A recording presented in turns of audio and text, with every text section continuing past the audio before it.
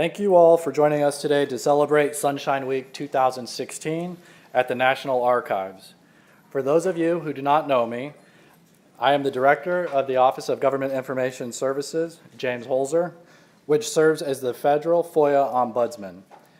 The National Archives is the natural home for an event marking the Freedom of Information Act's 50th anniversary and honoring open government. As I am sure many of you know, the Archivist of the United States, David S. Ferriero, has long been a champion of transparency, participation, and collaboration. After a distinguished career leading the New York Public Library and two prestigious academic libraries, the Massachusetts Institute of Technology and Duke University, David was confirmed as the 10th Archivist of the United States on November 6, 2009. Please join me in welcoming the Archivist of the United States, David S. Ferriero, to the stage to begin today's program.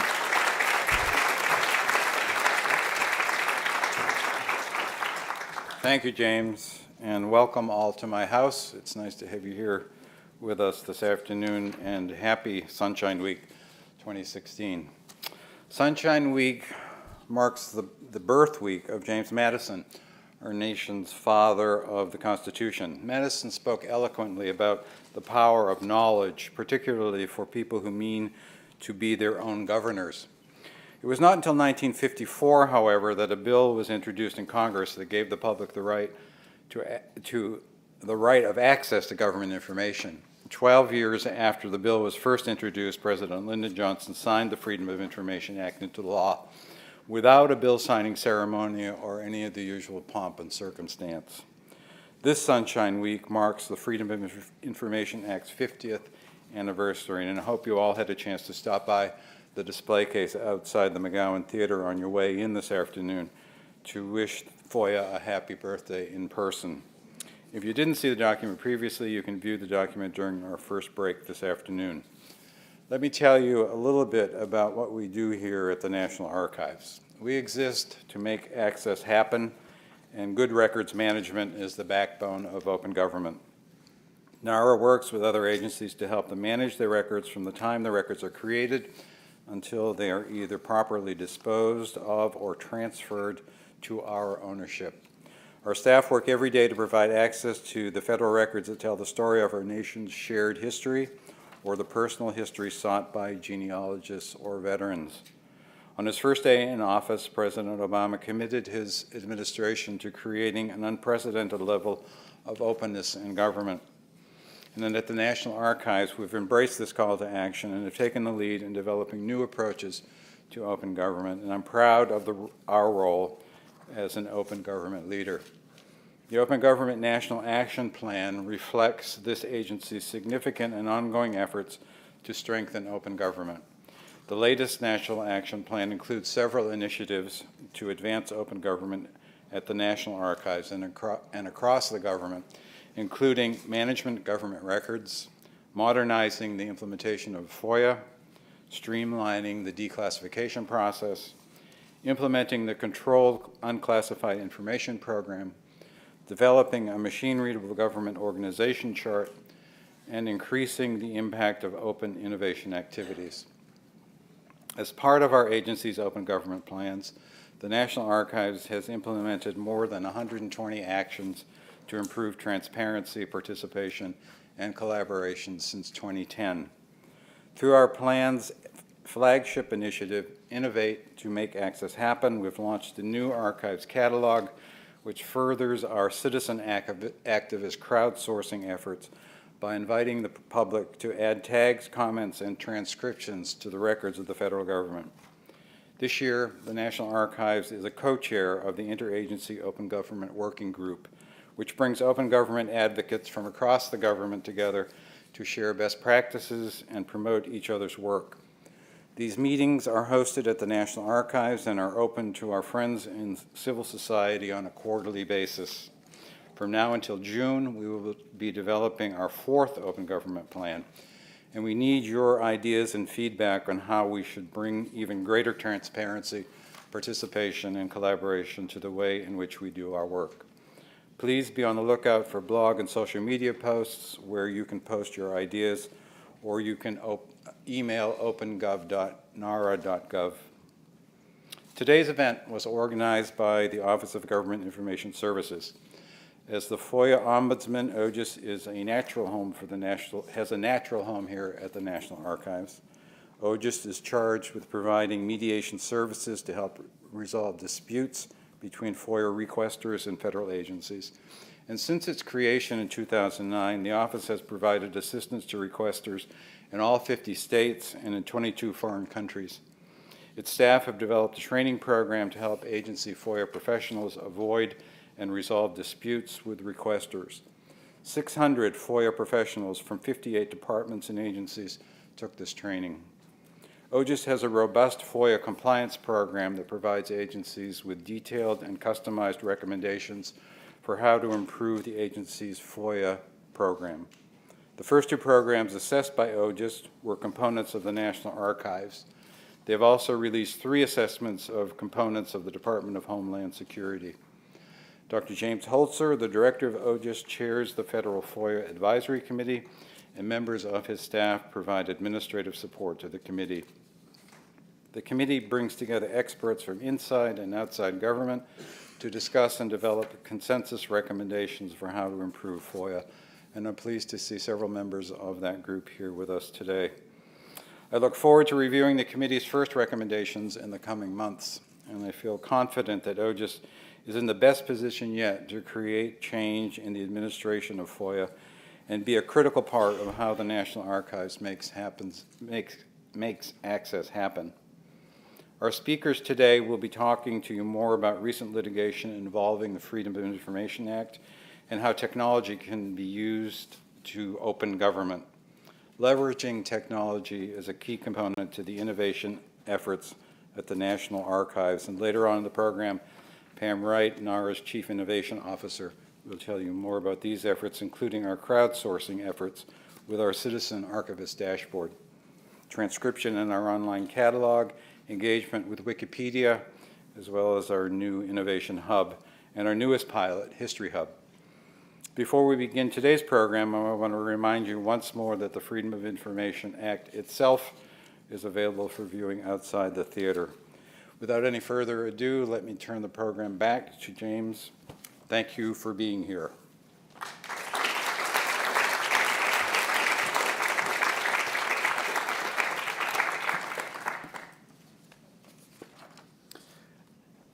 Thank you, David, for your remarks today. And thank you and NARA's leadership for your support for this event and for OGIS. I'm so pleased to be with all of you today to celebrate Sunshine Week at the National Archives.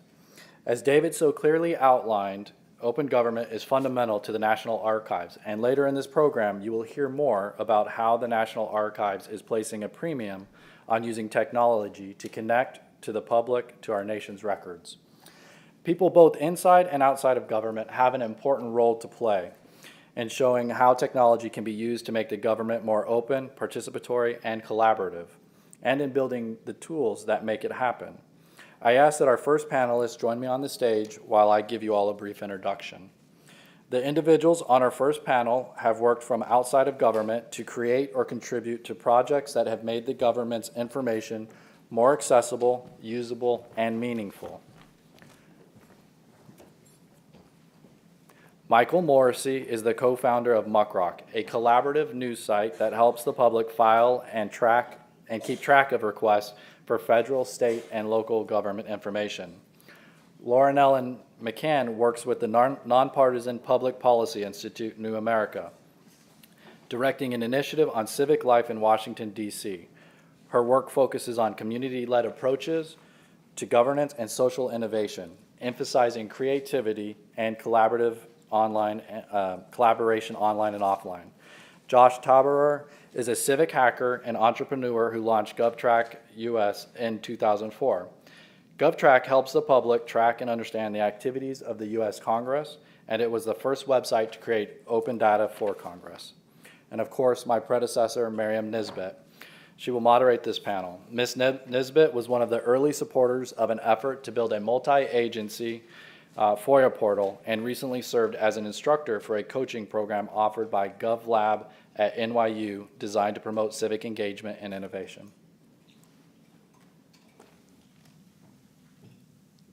Thank you, James. Well, good afternoon, everyone. It's wonderful to see you all, and we're four people who are happy to sort of kick off the afternoon program celebrating Sunshine Week. James's introduction gave you a really nice snapshot, but only a snapshot of the work that Michael and Lauren Allen and Josh have done. I would perhaps summarize the work that all three of you have done as leading the way in helping people outside government to really be able to sort of get inside, to participate, to be able to work with government using technology in ways that are really, really new in a 50-year-old Freedom of Information Act world. I think it would be really helpful for people to hear a little bit about how did you get here today? What led you to where you are today, working on the things that you are working on now and have been working on?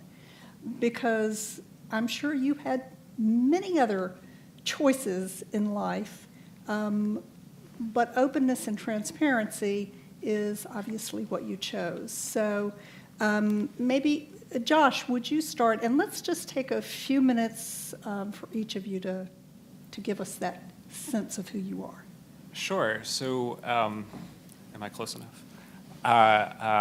So I started working on GovTrack about 15 years ago, and since then I've been in a sort of continual process of asking myself, why am I here? What actually am I doing? And I don't think I will ever know. So when I first got involved in this, I was in college. It was a long time ago. I was taking a class on the intersection of copyright law and free speech, and we were learning about how policy was made, and we were told a little bit that a law that Congress had passed was not really very good. And I was thinking, well, boy, I'm a little bit mad. Like, if only I had better information, if only America had better information about what Congress was doing, we could hold politicians accountable. And then a couple of years later, I realized that was all wrong. So when you go to vote, right, like the primary way the public holds people to account, your options are like a Democrat and a Republican, and nothing that you read in the text of a bill before Congress is going to inform your choice about how to vote that day. So then I thought, well, I really want access to like the data that Congress has. So I got invested in this data question for a while. I still am. And then there's I hate cynicism. So I want to use information to reduce cynicism, and I got caught up on that, but that was probably wrong too. So I don't think the reasons keep shifting for why I'm here. And I think every time I learn more about how governance works, I realize my previous understanding of what I'm doing was probably wrong, and I shift. And so it keeps changing. But what I realize is that even though I keep finding that I'm wrong, and however wrong I am, my users on GovTrack are more wrong. They know even less than I do, right? And so actually, to some extent, I kind of do know what I'm doing, even though I don't know sort of these details. But what I know is that I can learn what I've been learning along this way. So every time I figure out that I'm wrong, I've learned something new about how government actually works, and I can take that and then tell my users, the American public, or whatever, how government actually works, and then kind of bring them along the way as I'm learning things. So I think that's kind of what motivates me now. It's kind of bringing people along the way as I learn how government actually works. Well, Josh, I think you're doing something right. Thank you. Lauren Allen. Sure. So like Josh, I feel like my process understanding what my role is anywhere, but especially in the open government or government reform space or open technology, basically pick a couple of words out of a hat, put them together, put the word open in front, and that's what my career is, has been emergent and learning focused. I, too, was a copyright and free culture kid. I had my revelation not looking at bill text, but actually trying to put on a reproduction of the 1950s radio play The Shadow, which it turns out is owned by no less than 4 different family, corporate, government, university, and other entities, and is an absolute intellectual property nightmare to navigate. And I was working at a community radio station. During the day, I did reporting. During the evening, I did these radio play revivals. And my attempt at getting these radio transcripts was absolutely bananas. And it was the first time that, although I'd been taking a lot of different legal and different governmental practice studies during college, it was the first time that it really clicked to me how the way in which we own information impacts who has it, who can use it, what it becomes in the future, right? So The Shadow can go on in perpetuity to be a movie, but me and my random little technically fair use capacity as a random 20-year-old in the middle of Connecticut cannot touch it at all unless I want to get into some mega lawsuit that I definitely cannot afford. And from there, I thought that I was going to be a journalist, and this is how I was going to fight for the freedom of information and free culture, and it was going to be really great, and then I was a journalist, and it definitely was not what I was doing. I was reporting on interstate debates and like terrible public records, where did it go issues, and I just kept trying to advocate and like advocacy in the journalisty space, and realized that when I moved to DC, I actually had the opportunity to become an advocate. And so this led me to working at the Sunlight Foundation, where I would go on to start Sunlight State and Local team. I wrote our open data policy platform along with my colleagues, and was really deep into the technology part for a while. And I thought, this is it, you know, like we talk about transparency, we talk about engagement. We're making it more accessible online for everyone, for everyone, for everyone, for everyone. But, you know, look around the room, like, who is everyone? What I continued to discover, the more I was doing my work, is that I was helping white, upper-educated people, generally cis people, get access to information using the technology they already had access to. And that is a need. I think that, like, I don't want to start, like, splitting hairs in terms of who is and is not exactly privileged. But I do want to recognize that a lot of our efforts, when we focus very linearly on technology, does put other people at a disadvantage, or it just ignores their experience, because we have creator bias. We're always going to be creating based on our own experience. And it was fascinating because I, given my experience, thought that technology was going to be this very simple unifier. And as soon as I kind of had my own revelation space, I began to look at, okay, I bet you other people are making. I don't believe that, like, humans are very crafty. People who want government reform, people who want access to information are working on it. I bet they're just not using the same language I use. I bet they're just not in the same rooms I'm in. And so I began doing work as a community technology organizer. I began doing a lot of listening and learning. And this led me to working with the New America Foundation as a civic innovation fellow with the Open Technology Institute, where I was learning from a lot of great community technologists there. And so the long story of why I'm in this room today is because I'm constant, and that's the question I'm chasing, is how do we build an intersectional open government movement? How do we look at technology beyond the boundaries of our own experience? And how do we begin to understand other government reform spaces when they don't speak the way we do and they practice their craft differently? Because I would love to see a Sunshine Week that is like really powerfully celebrated around the country and maybe even involves a party. I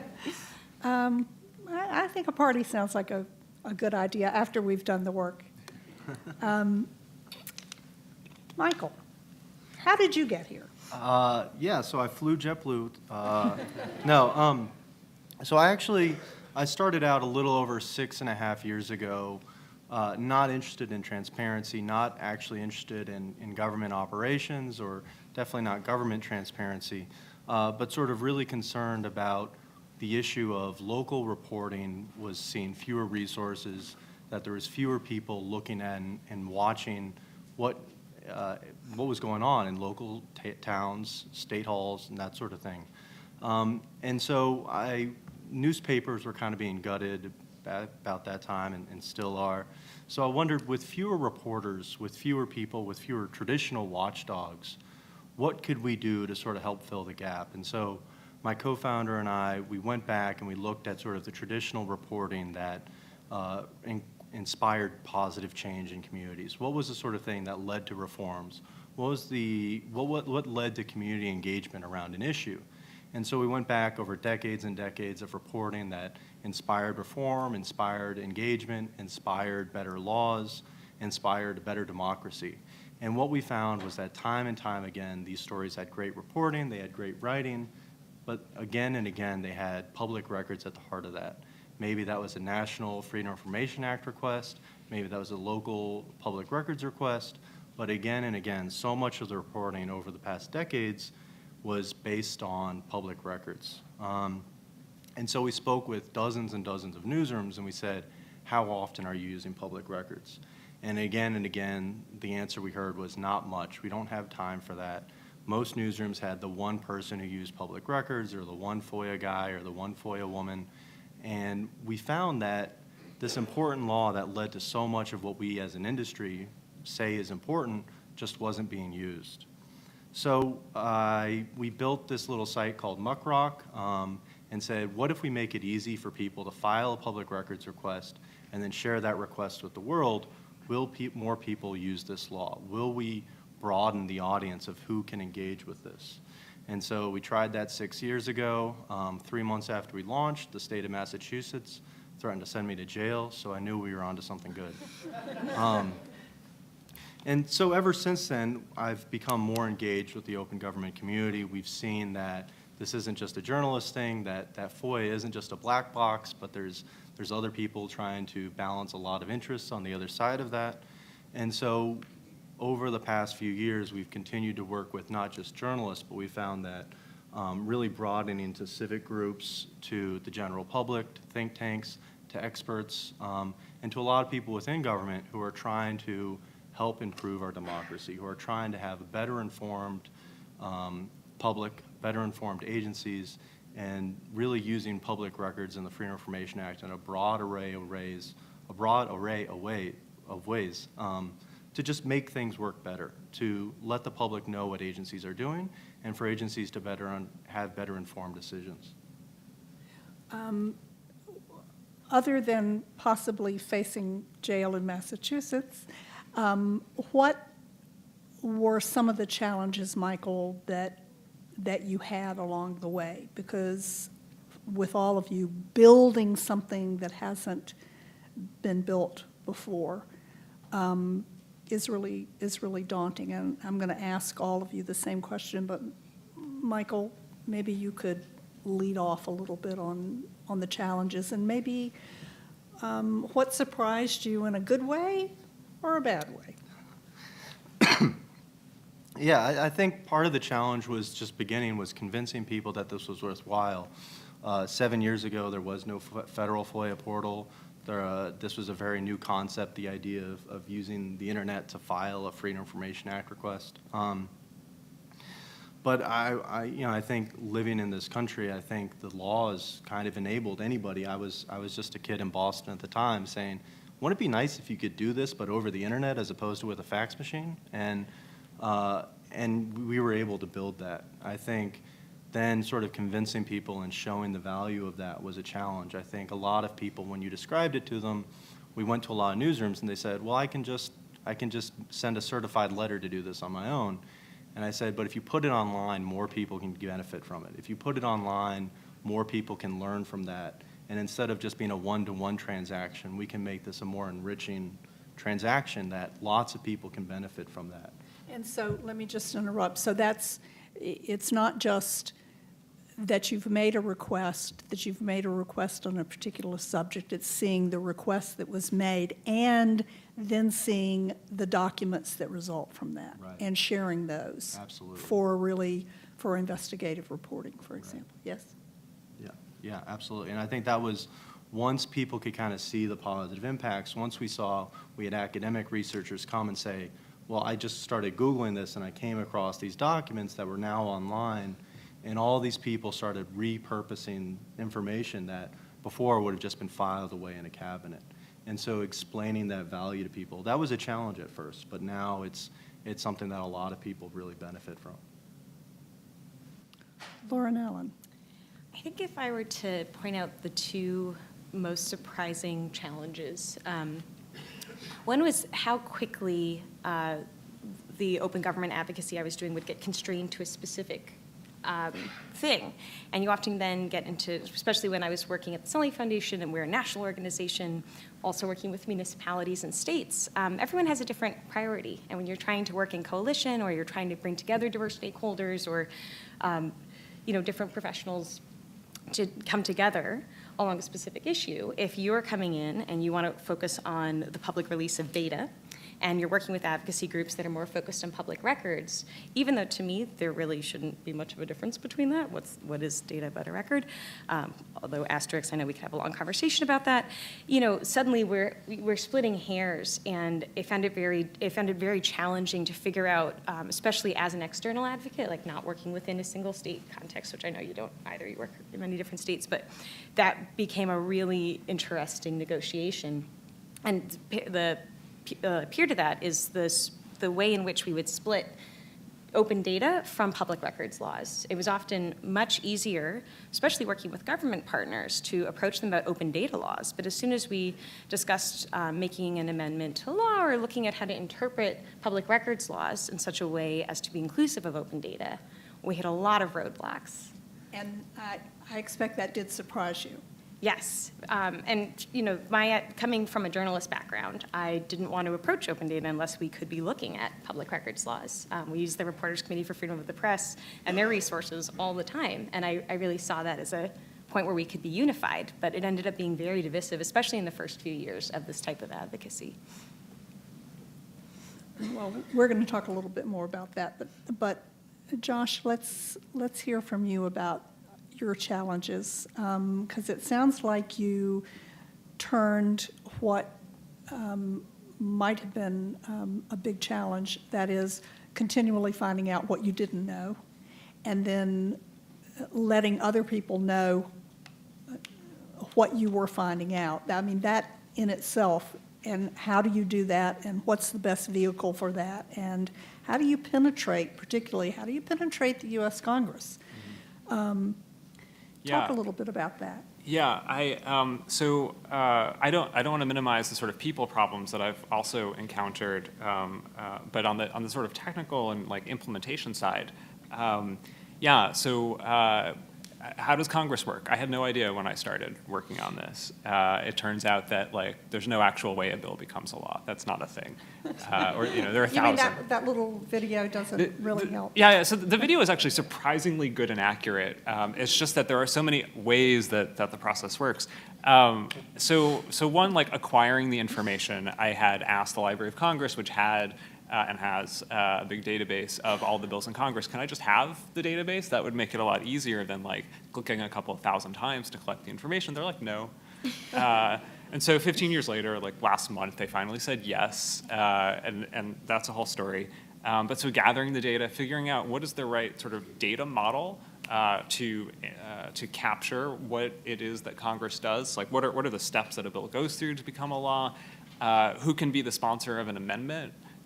Fun fact, a committee can be the sponsor of an amendment, not just an actual member of Congress.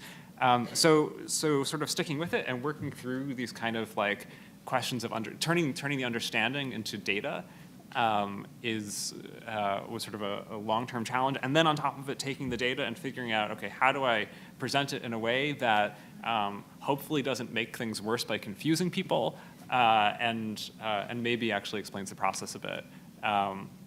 And when I've confused people, trying to fix it. So my Twitter stream over the last 24 hours is about people who think that there was a law passed in 2012 that makes it illegal to have a protest at a Trump rally because he's now protected by the Secret Service. And, this is a very complicated legal issue, which GovTrack can have a small role in clarifying. And as not a lawyer, I should be not clarifying the law in that way. But I bet a lot of people try and tell you what that means. Yeah, they sure do. Anyway, so pretending to be a lawyer on TV is sort of I guess what I do, and trying to do that reasonably well.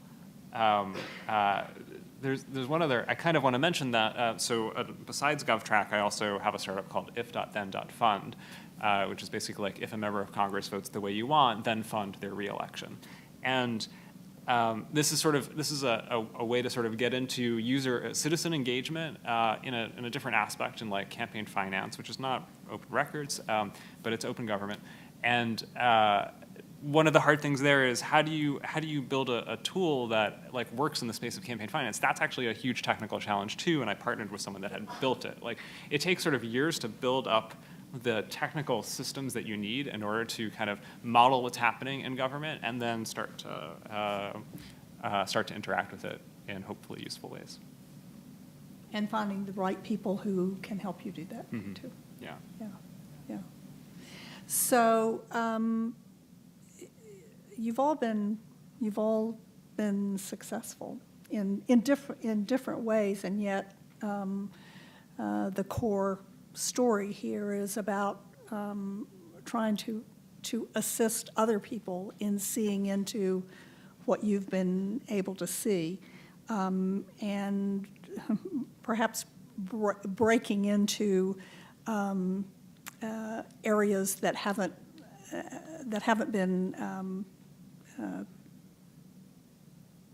really been opened before. I was intrigued, Lauren Ellen, with your I guess your epiphany that perhaps the audience that you were going after maybe was not the audience that needed the help the most, and that we all come into these projects with what we already know and what we think everybody else knows, and that sort of intersection of starting even with the intersection of copyright and law and technology, as Josh did, can open all of our eyes. What, Lauren Ellen, would you see as your next big challenge if you're, particularly as I understand it, you're working a lot on civic engagement? Where do you go from here? What are you hoping to see? That's and kind I know of, you can't see people. no, that's perfect. That was my looking into the distance.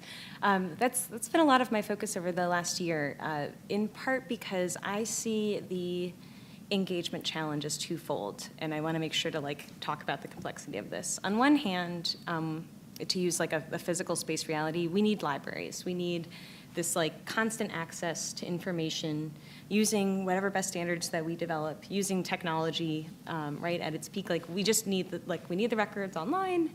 We need certain standards of equitable access to them, and this should be a good that exists. I think whether or not people are entering the doors of a public library is a public good. But at the same time, no library opens up in a neighborhood that serves that neighborhood if they don't go knocking on doors, figuring out how they could expand their based on public interest. No library is ever just dropped into the middle of a space. It integrates into the physical space. And my challenge that I'm pursuing is how do we do that in terms of, let's zoom out of open government. Let's talk about our democracy. How do we do that in terms of participation in our government? Because to me, an open government is this concept that we have people interacting and building their democracy together. That's what a democracy is. It's something that we've built together. And the work that I'm pursuing is in that invitation space of participation. People won't show up at a party unless you invite them. And you won't design a party that's meant for people that aren't just like you unless you invite people into the design process. So a lot of my work now focuses on this concept of building with and not for.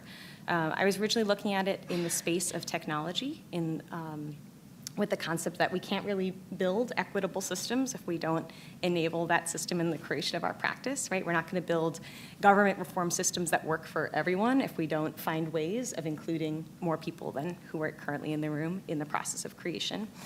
And I'm starting to learning from other advocates and other organizers who do this practice in a number of different fields, ranging from the citizen arts to citizen science.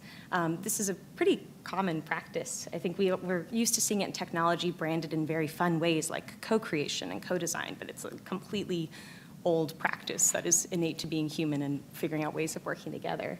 And I'm going to be piloting a project with New America that explores this concept in the context of Washington, D.C. And in fact, we'll be answering the question, what relevance does an institution like New America have? What service can it provide to the city? And instead of starting from the presumption that we have something that the city innately needs, we're going to be looking at the civic activity present in D.C. And what kind of support people express that they need, what kind of support is evident through a co-design process. Even though it'll be focused on starting up a think tank potentially starting up a think tank or adapting a think tank to serve the community, or not. Maybe we'll learn that there is no purpose, that like the community's taken care of. I hope that this is one way of modeling as an external government actor, ways that you can go to the community instead of constantly asking the community to come to you. And that this can be extrapolated for other practices, both in government reform and in technology more broadly. Well, certainly libraries would be a natural partner in that, and yeah, we're excited to work. Well, nothing is official, but we hope to be working with DC Public Library as part of this. That's great. Josh, where are you going from here? When you leave this building after looking at the original Freedom of Information Act? Back on the green line, I guess. So there are certain things that I think are important and that I hope that I and others that I work with make progress on. So access to information about the justice system. What are the laws that apply to me? How do I find that out? How do I understand it once I've gotten there? So that this is an incredible public records question. On top of it, a sort of like interpretation question, and that's sort of on the GovTrack side. On the if-then-fun side, definitely looking at how can citizens be. Okay, let me take a step back. I want citizens to be the best citizens that they can be when they have a issue that they want to advocate for or change, or when they have something that they want to do with government. I want them to be able to do that and act on that effectively. And we're very far away from being able to actively do that, to be able to effectively do that, right? So starting with not knowing what the law is, because it's very difficult to figure out what the law actually says, to knowing how can I engage. Like, should I write a letter to my member of Congress? I tell people, I don't know. I don't actually know. No one knows if that's effective. No one knows what the point of that is. We have to figure that out. So that's kind of where I hope to be going. So whether campaign finance is sort of a useful and effective way for people to participate in right now, I think so. So I'm going to keep pushing on that.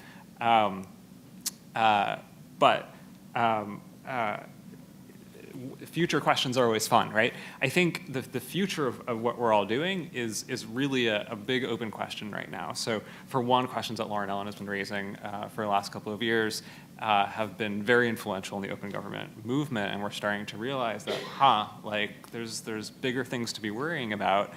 And I think we're in the middle of maybe a little crisis of what this movement is actually doing. There's that. There's whether work that we do is financially supportable in any way. The organizations that tend to fund this, some of them have financial trouble. One has recently closed down. So it's really not clear how, without a business model, which is a word that we don't like to talk about, these things can actually keep going. So there are a lot of open questions in the future that we're going to have to figure out. In the next 40 minutes. Yes, right. Michael, you've solved it, I hope. What's it? You're the last one to talk on this question, so if you don't have an answer, Michael, Well, besides JetBlue. Yeah, no. So I think the sustainability question is one that we've sort of been thinking about since we started, and I think when Muck Rock started, it was very unusual in the fact that we charged users of our service usually money, but we also offer people opportunities to help with other people's requests in exchange for free requests and that sort of thing. Because I think sustainability is a challenge, and we want to figure out, could we build something that the community of users and the community of broader supporters thought was worthwhile. And 6 years later, we've at least gotten enough to keep stumbling forward, and so that's a good sign. I think as far as our next step, one of the things when we launched, we really focused on the user end. We wanted to make requesting easier for the end user, whether that's a reporter or whether that's somebody in the public or whether that's another kind of professional who needs access to this. Our big focus was we want to be the best way to file, track, and share a public records request. Now we're seeing that there's two sides to that equation. So we're trying to figure out what can we do to help agencies better manage our requests, better manage requests in general. So our first sort of goal is sort of figure out how can we better work with agencies? How can we make our users file better requests so we see fewer requests for all documents ever?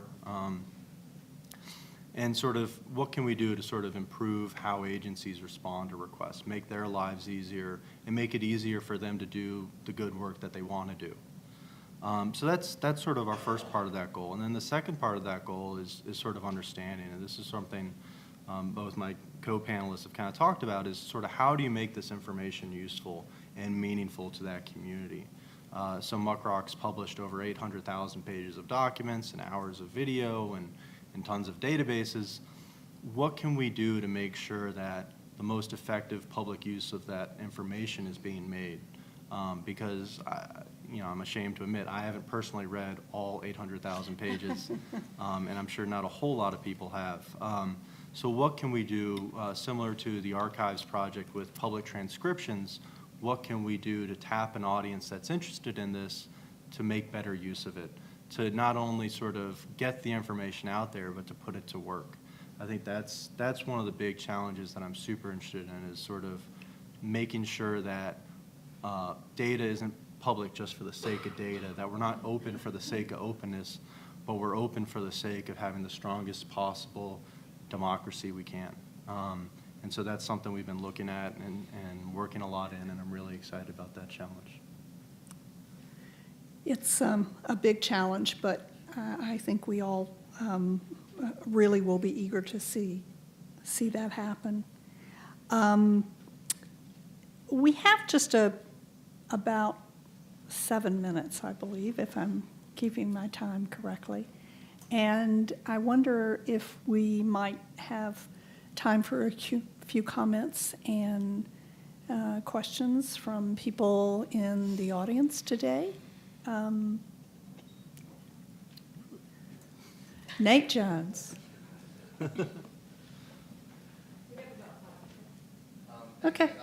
Real quick, you guys kind of evoke a lot of what I think the government was hoping to bring in with 18F, which is kind of a new startup tech part within the government of new technology thinking.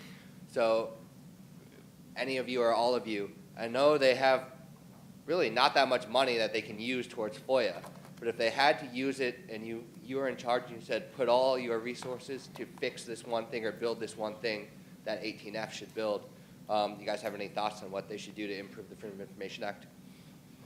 Great. Could each of you answer Nate's good question? What would you do? I want to maybe say, so my understanding of 18F is that they're primarily sort of contractors for other agencies, right? So they don't actually decide what to do themselves. They wait for an agency to bring them a job, and the DOJ brought them a job to work on FOIA, but I don't know what happened with that. So then there's separately the U.S. Digital Service, which is much more about the Obama. So 18F is within GSA. It's non-political. There's the USDS, which is political, and they can sort of go in and fix things, I guess, if that's even a thing one can do. But that might be my whole comment. Yeah, I feel like there's been a lot of attempts to remake FOIA on the web, and I think I would, one of the things I appreciate about one of the last times in the ring was a public design process. So I don't think I have like a specific recommendation I'd want to go into in terms of 18F, but I will be here as the person who says that the small design team does not know everything that the user needs, and I would love to see if 18F can be, if it's even possible, whichever entity, I would love to see them find ways to be really creative in getting more engagement and involvement proactively from non-governmental organizations, and also from non-organizations, from community groups that may work on FOIA, whether or not they're officially incorporated, if that's possible. Expanding, in other words, expanding out from the people who are usually the stakeholders in this area. Yes, look for there's always like a usual suspect lineup. I think we listed many of the kinds of professions that you'd go for. That's not necessarily representative of the people who would use FOIA now or in the future when it's theoretically fixed. So I think that's a great question. I'm a huge fan of what 18F has been doing. And I would say that first, I would say that there's actually two different projects that I would love to see 18F continue to tackle. And one of those, I think, is fixing FOIA. I don't think involves building a nice new FOIA portal. I don't think it involves really great FOIA management software. I think it involves tackling the deeper issues around archives management, data management. And I think that starts with better procurement at the federal level. I think that's a challenge that 18F is doing a lot of really fascinating work with the micro procurements and sort of crowdsourcing and sort of smaller, more agile procurement method. And I think long-term, that's going to have a huge impact in terms of getting data digital, having more efficient tools being put, and better tools put into the hands across the federal government. So I think that is something they're doing, and I'm super excited, and I hope that that process continues and succeeds. And then I think records management and better services delivery. I think one of the things is users today, a lot of people use, Gmail or some other kind of consumer internet. And if I want to search my past 10 years of email, it takes me 2 seconds. A lot of agencies aren't using something that good, and for a lot of good reasons. But I think 18F has also been looking at things like, hey, can we build and centrally deploy better email services? Can we build and centrally deploy all sorts of better digital native services? And I think if those services are built by 18F with a transparency mandate in mind from the start, 10 years down the road, we can get to a point where FOIA isn't a huge burden, but is something that's built into the process. And so I would like to see those two initiatives really succeed, and I think they're starting to do some really good work there. Thanks. Thank you. And I think with that shout out for records management, we should thank our panelists.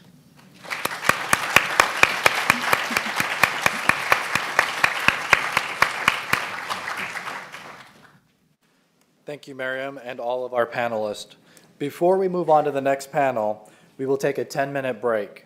I encourage you to stop by the display case outside of the theater to see the copy of the original FOIA signed by LBJ. Please be back in your seats by 2:15? 2:05 to hear from our next panel, who will be discussing technology and innovation from inside the government.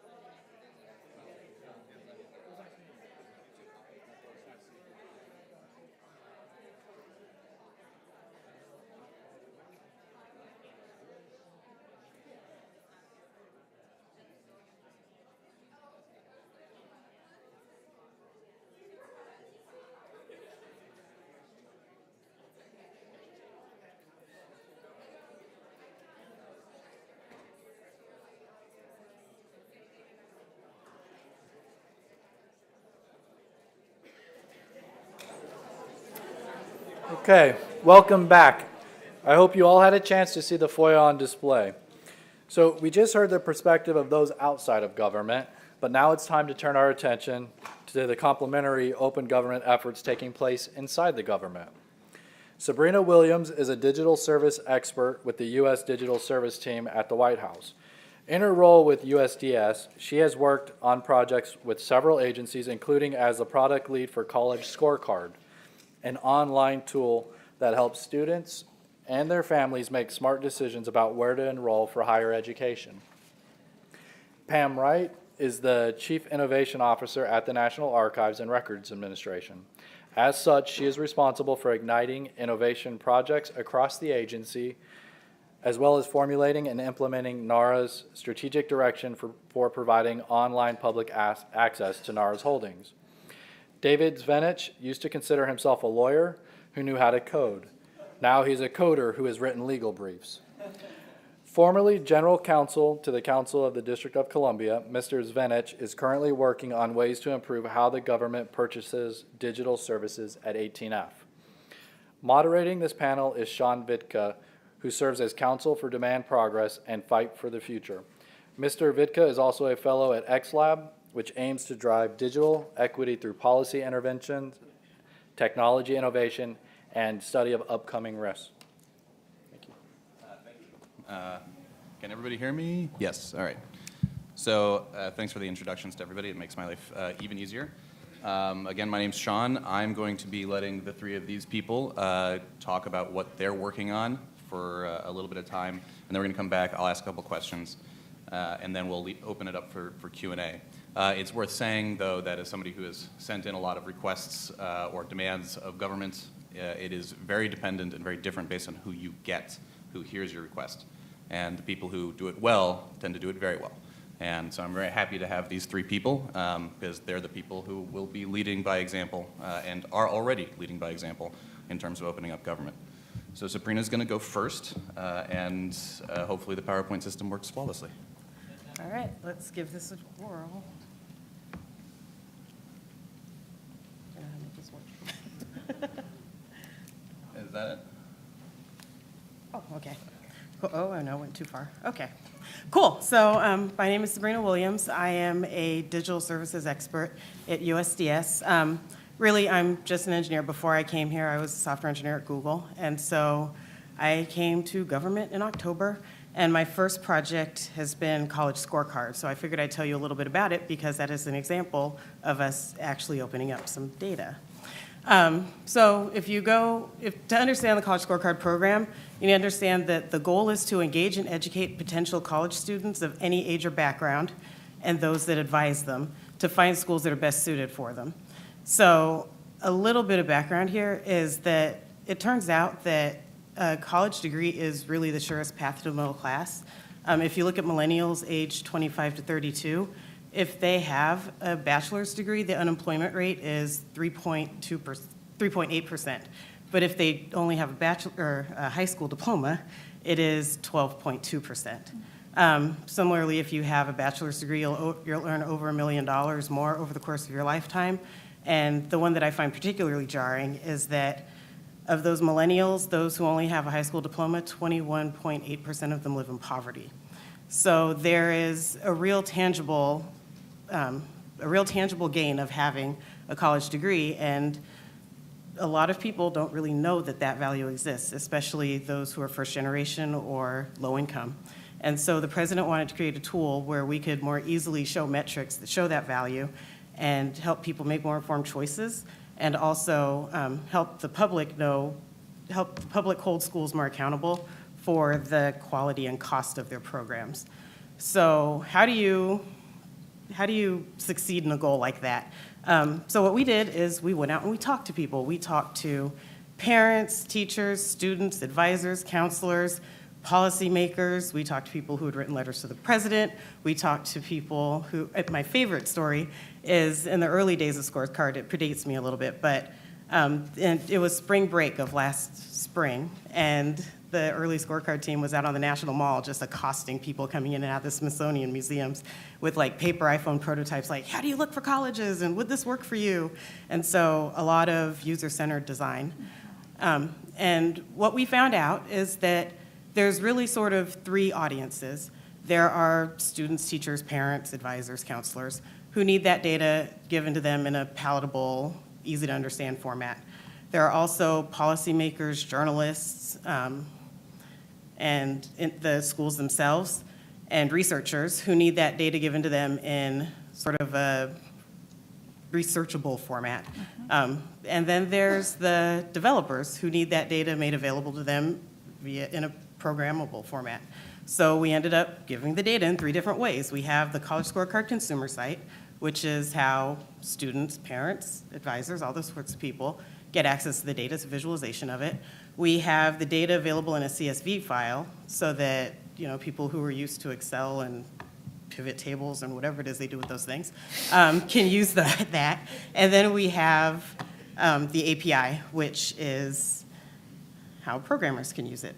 And here's just, as you can see, it's just it really is a visualization of the data. If you were to click on one of those schools, you would see a whole lot more information. But what's interesting here is that you can sort of get an at-a-glance view of what value some schools might be providing. So, for example, if it has a very high annual cost, but a very low salary after leaving, there's a chance that you might not be able to pay off your student loans when you graduate. So it's something that you need to take an extra look at versus a school that may have a lower cost and higher salary, where you probably will be able to pay off your student loans a little bit easier. A couple things I want to mention here is that, and I find it fascinating that I have to mention this, but it turns out that it's not a common practice to have the consumer site be driven by the API. And so this is one of the first examples in government where this UI gets updated whenever we update the API. So we just did a new data drop last week. So this is all updated data based on that because we use the API rather than having two separate systems, one providing an API and then a whole separate thing running the consumer site. I'll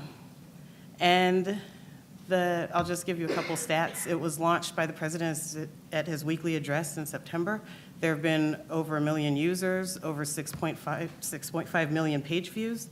And the thing that I really like about Scorecard is that we did user-centered design for not only the consumer site, but also for the API. So while we were developing it, we had a beta program for API users. So at the same time the consumer site launched, 7 other sites were using our API that launched at the same time.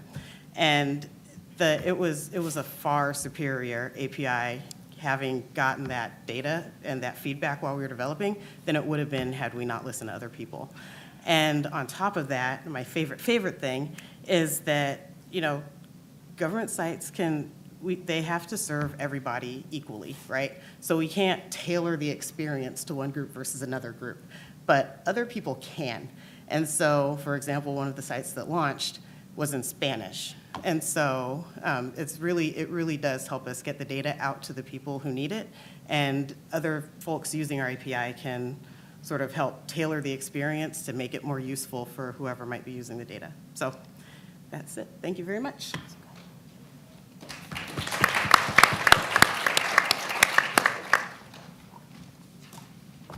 I'll go next. Uh-oh. Are they going to be able to change that? I think so.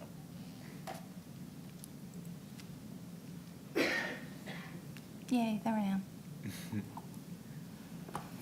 Okay, so I am super excited to talk to you guys today about what's going on at the National Archives. I have been with the Archives for about 15 years. I was a researcher before I came to the National Archives, so I kind of come at it from a user's point of view, and all this discussion that we've had today about human-centric design and users is so important, and I think it's something that goes hand in hand with any technology that we use. I have to say that about the last 6 years or so have been the most exciting time to work at the National Archives, and that this is due to great leadership in our organization, as well as the incredible changes that we're seeing in technology, and we still see them today. And it is just fun to work at the National Archives. So let's talk about it a little bit. You just did that one? That one? Yeah. Okay. David mentioned this before, the archivist mentioned this, that in 2009, President Obama, when he was welcoming senior staff and cabinet secretaries to the White House, said, "Our commitment to openness means more than simply informing the American people about how decisions are made. It means recognizing that government does not have all the answers and that public officials need to draw on what citizens know." And that's kind of been the basis. I learned that from the archivist. I learned about this quote from him, and open government at the National Archives has kind of been based on that quote. Right now, we're co-hosting the Open Government Working Group that's interagency across agencies, along with Corey Zarek. And at these meetings, agencies are working together to develop transparency, participation, and collaboration, those three pillars of open government within and across our organizations. And a lot of the discussion there is about the technology that we use with it. Our strategic goals for our agency that we currently have, they're really grounded in those open government principles of transparency, participation, and collaboration. And our goals are to make access happen, connect with customers, maximize our value to the nation, and build our future through our people. And technology that we're using now is supporting all of those goals and really changing them up. So I'll talk to you about that. This is supposed to be a representation of some of the work that we do at the National Archives, in that rich soil in the bottom is an analogy for the records that we have, and the roots of this tree that is there go deep into our records. That trunk is the catalog. It is the authority records and the standardization that we do across our agency keep that trunk strong. And then the fruit of all of our efforts are the various platforms that we are able to reshare our records on. So it's no longer just about sharing our records, it's about the resharing of our records, it's about the engagement with our records and what people can do when they work with us. So that's what that's supposed to represent. So I just want to give you a little example from 2009 to today. In 2009, we had one blog. It was a records management blog, and we were very proud of it. Today, we have 165 channels on 16 social media platforms with folks from across the agency working on those. We seem to be especially effective in Tumblr, where we have over 250,000 subscribers on Today's Document, which is our Tumblr blog. And we've been named by Time Magazine and the Tumblr community as one of the best blogs on the site. Our content on these platforms received almost 250,000 views in 2015, and the social media activities place the agency really out in front among government agencies and archival institutions. We now have over 200 of our staff who are contributing regularly to content on these external platforms. So we've just technology was able to crack open the institution, open us up. Communications used to be through one silo of the communication office, and now it's everybody's responsible for some communication. Okay. So in 2011, we launched an experiment that we called the Citizen Archivist Dashboard. Our goal was to gather projects that the public could work on in one spot. This is the homepage. It has a call to action and some encouragement to participate. As you can see by the tags along the bottom, users are invited to tag and transcribe, edit articles, and upload digital copies. And so this is where we're trying to pull our experiments together, but it also then spawns the successful experiments then go deeper into the work that we do, and changes that we've made to our catalog started out as pilot experiments on this dashboard. This is an exciting one that we're doing. We just launched in January. It's called History Hub, and this new platform may be thought of as an external collaboration network, a place where subject matter experts from across the National Archives can engage with researchers and the public to share information, work more easily together, and find people based on their experience and interests. So the platform offers discussion boards, blogs, profiles, and other interactive tools for communication and collaboration. And we aim to use the History Hub to explore new ways of connecting with and serving customers interested in historical topics relating to our holdings. So the hub provides us a platform that we'd really like to work with other cultural organizations together with, like the Smithsonian, Library of Congress, to offer the public a one-stop shop for crowdsourcing information about American history. But we really don't know what the hub is going to be used for, and that's what innovation is about. You have to leave wiggle room for the public to come and use these tools in ways that works for them, and it may not be what you had planned. So we just know that all of our great plans will for surely miss some of the new ways the public will use the tool. Already, our Open Government Working Group is planning to use this tool as a way to work together across agencies. So it's something we hadn't envisioned when we first launched the tool. We're using this tool to the end of May, and then we'll do lessons learned and figure out a way forward on how we'll work with this. So why are we doing all this stuff? Well, it's really about bringing the records to the people where they are and allowing them to use the records in the way they want to use them. And so in 2015, we had 80 million page views on archives.gov and 1 million views on our online public access catalog. But you compare that to more than 250 million views on places like YouTube, Facebook, Flickr, and Tumblr.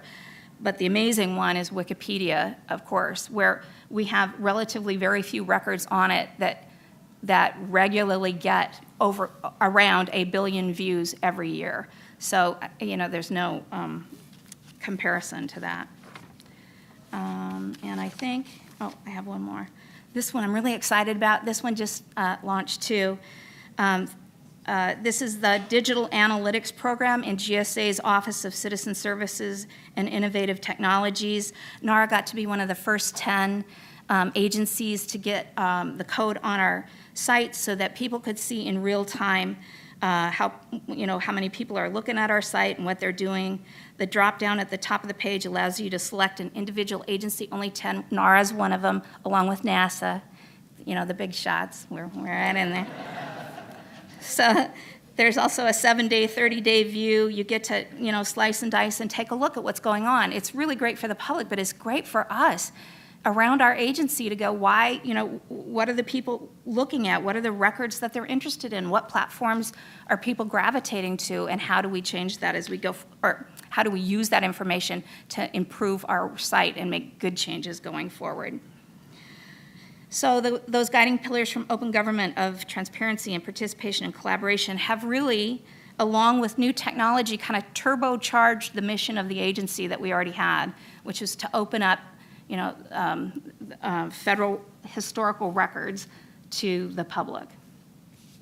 And I think I will end with that one and let you go with that. Thanks.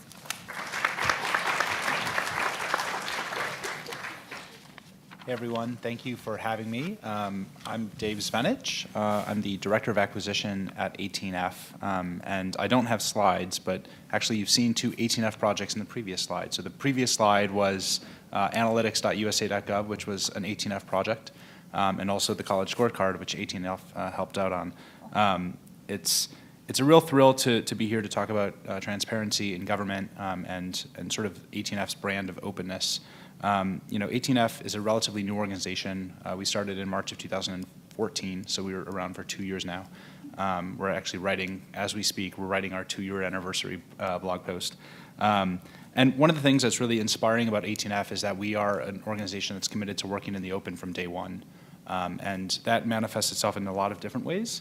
One of the most significant is that we have an open source policy that says that when we are developing software for other parts of the United States government, not only do we open source the code, but we default to opening it from the very first day, so that when we're working on a project, we can create this community and let taxpayers and let our stakeholders and let really users know where we're going and allow users to contribute. I actually have a cool story about that later in the talk. In addition to being open from day one in terms of our actual work, we're also open from day one in terms of how we communicate with the public. So one of the notes that Pam said about communication is no longer one person's responsibility, it's a shared responsibility, is something that was really new to me at 18F and something that I think a lot of people could learn from, which is that at 18F, outreach is not something that's one person or one team's job, it's the whole team's job. I'm still trying to pin down the exact number, but we had, I think at this point, something like 100 different contributors to our blog. And to give you a sense, that means that 100 different individuals at 18F have written something that has gone onto our blog, and we're a team of about 160 people to give you a sense of scale. So everyone feels the sense of engagement, and they also feel the ability to communicate what they've learned, what they want to see in the world, and we have a very liberal approach to letting people have their voice be heard, both internally, and then also we try to engage externally through mediums like Twitter and beyond. And also on GitHub, we work with developers and we work with designers and we work in the space where they are, and so we have a lot of engagement with GitHub and beyond. But there's also a couple of different things that I think are really interesting, and this is where I'm going to sort of pivot a little bit in the talk. There are two areas in which we've been trying to push boundaries a little bit, and I think they're really exciting. The first is around open project management. And so the first example of this in sort of a very public way was around the EPA e-manifest project. So as someone, I think Josh noted, 18F is not, we don't come up with our own ideas. We work with customer agencies and partner agencies who have a need. And so usually you'll have someone come in, say, I have a project or something that I've been mandated to do.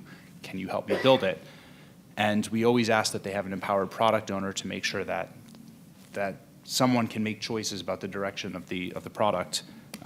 We worked out an arrangement with EPA that had a project called eManifest, and I won't bore you about the details about the eManifest project, but there's an important fact here, which is that it was a very highly visible project.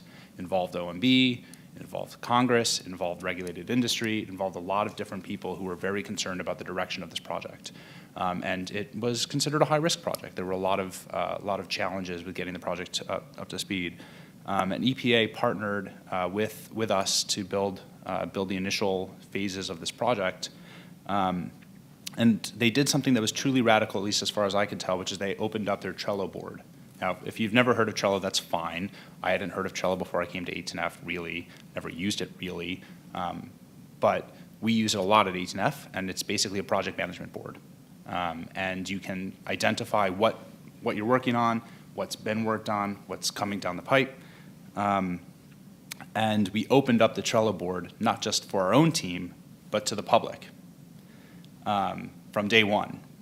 So you could see what we were doing as we were building the product. And there was a lot of, what is this going to mean? Is this going to be like scary? This is a scary thing. As it turned out, it was a fantastic choice because people could actually see the project and they could see where it was going. And I don't have my notes, and I would show you the quote, but there were really positive reactions from it. No longer was this a situation from the Hill saying, what are you doing? Because they could see what we were doing. No longer is this a sense of industry saying, I'm concerned about the direction that you're going, because it actually participate in the direction that we were going. So it was a very different way of approaching project management, and it was a very successful one. And happily, it's been forked, and now no longer just an 18F thing. Now Treasury is doing something very similar with the Data Act.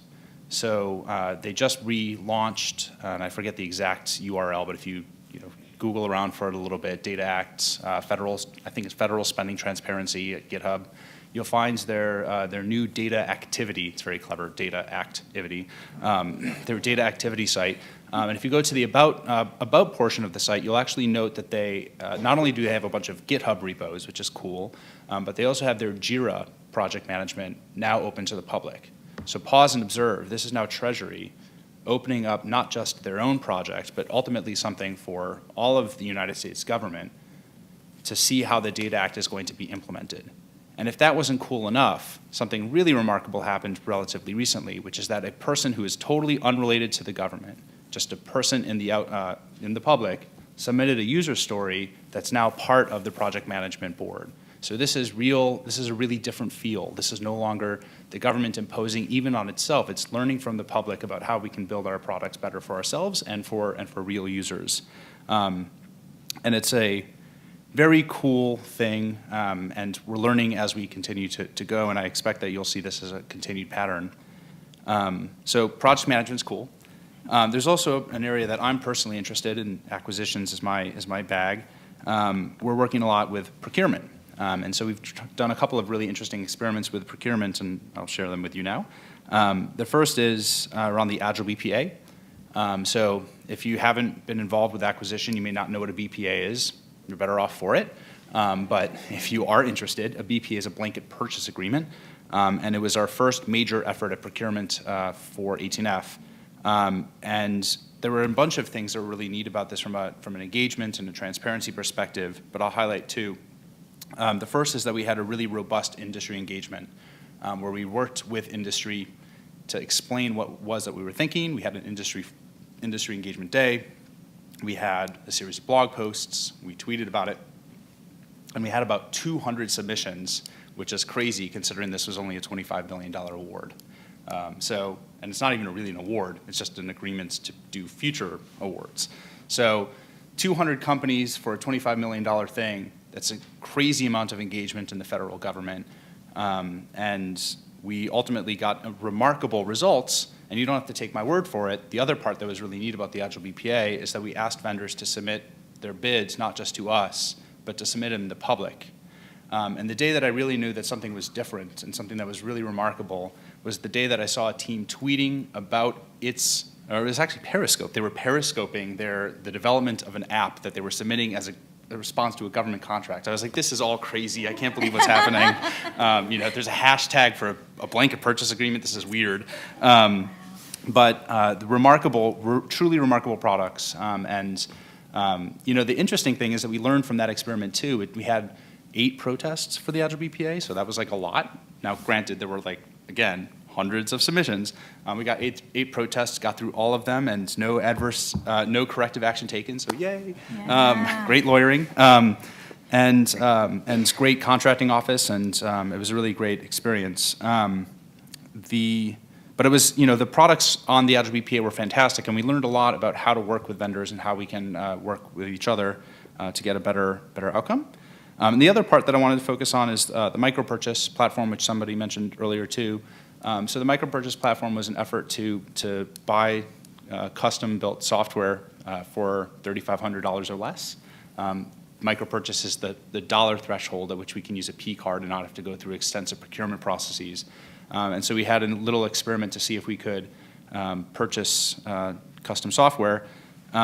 And I remember when we did the first blog, just to bring it all full circle, I wrote a blog post, and I was able to write in the blog post, "This might be a terrible idea." And just the moment that I didn't get fired told me everything that I needed to know about 18F. Who writes, "This might be a terrible idea," and doesn't get canned for doing it?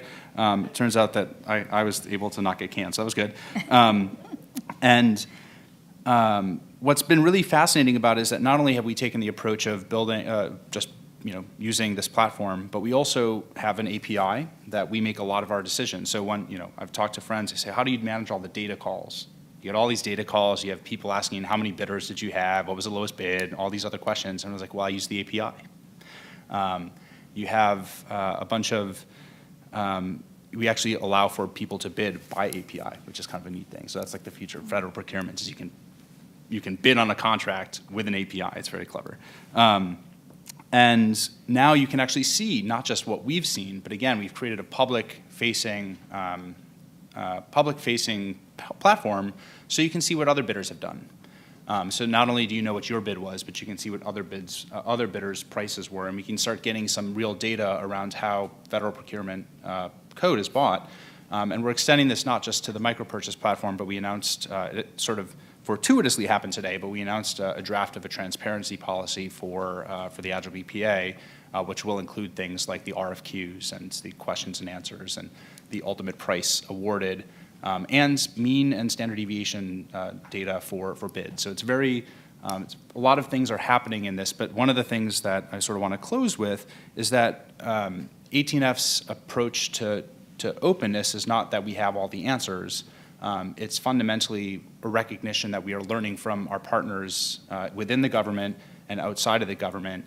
And one of the sort of most gratifying aspects of being a public servant within 18F is that I've had so many peers who either were part of a different agency or worked with agencies and have come in and say, I want to make the United States government the best institution in the world. And restore sort of our sense of pride and mission and technology. And so far, so far so good. And so thank you for having me, and yeah, thanks.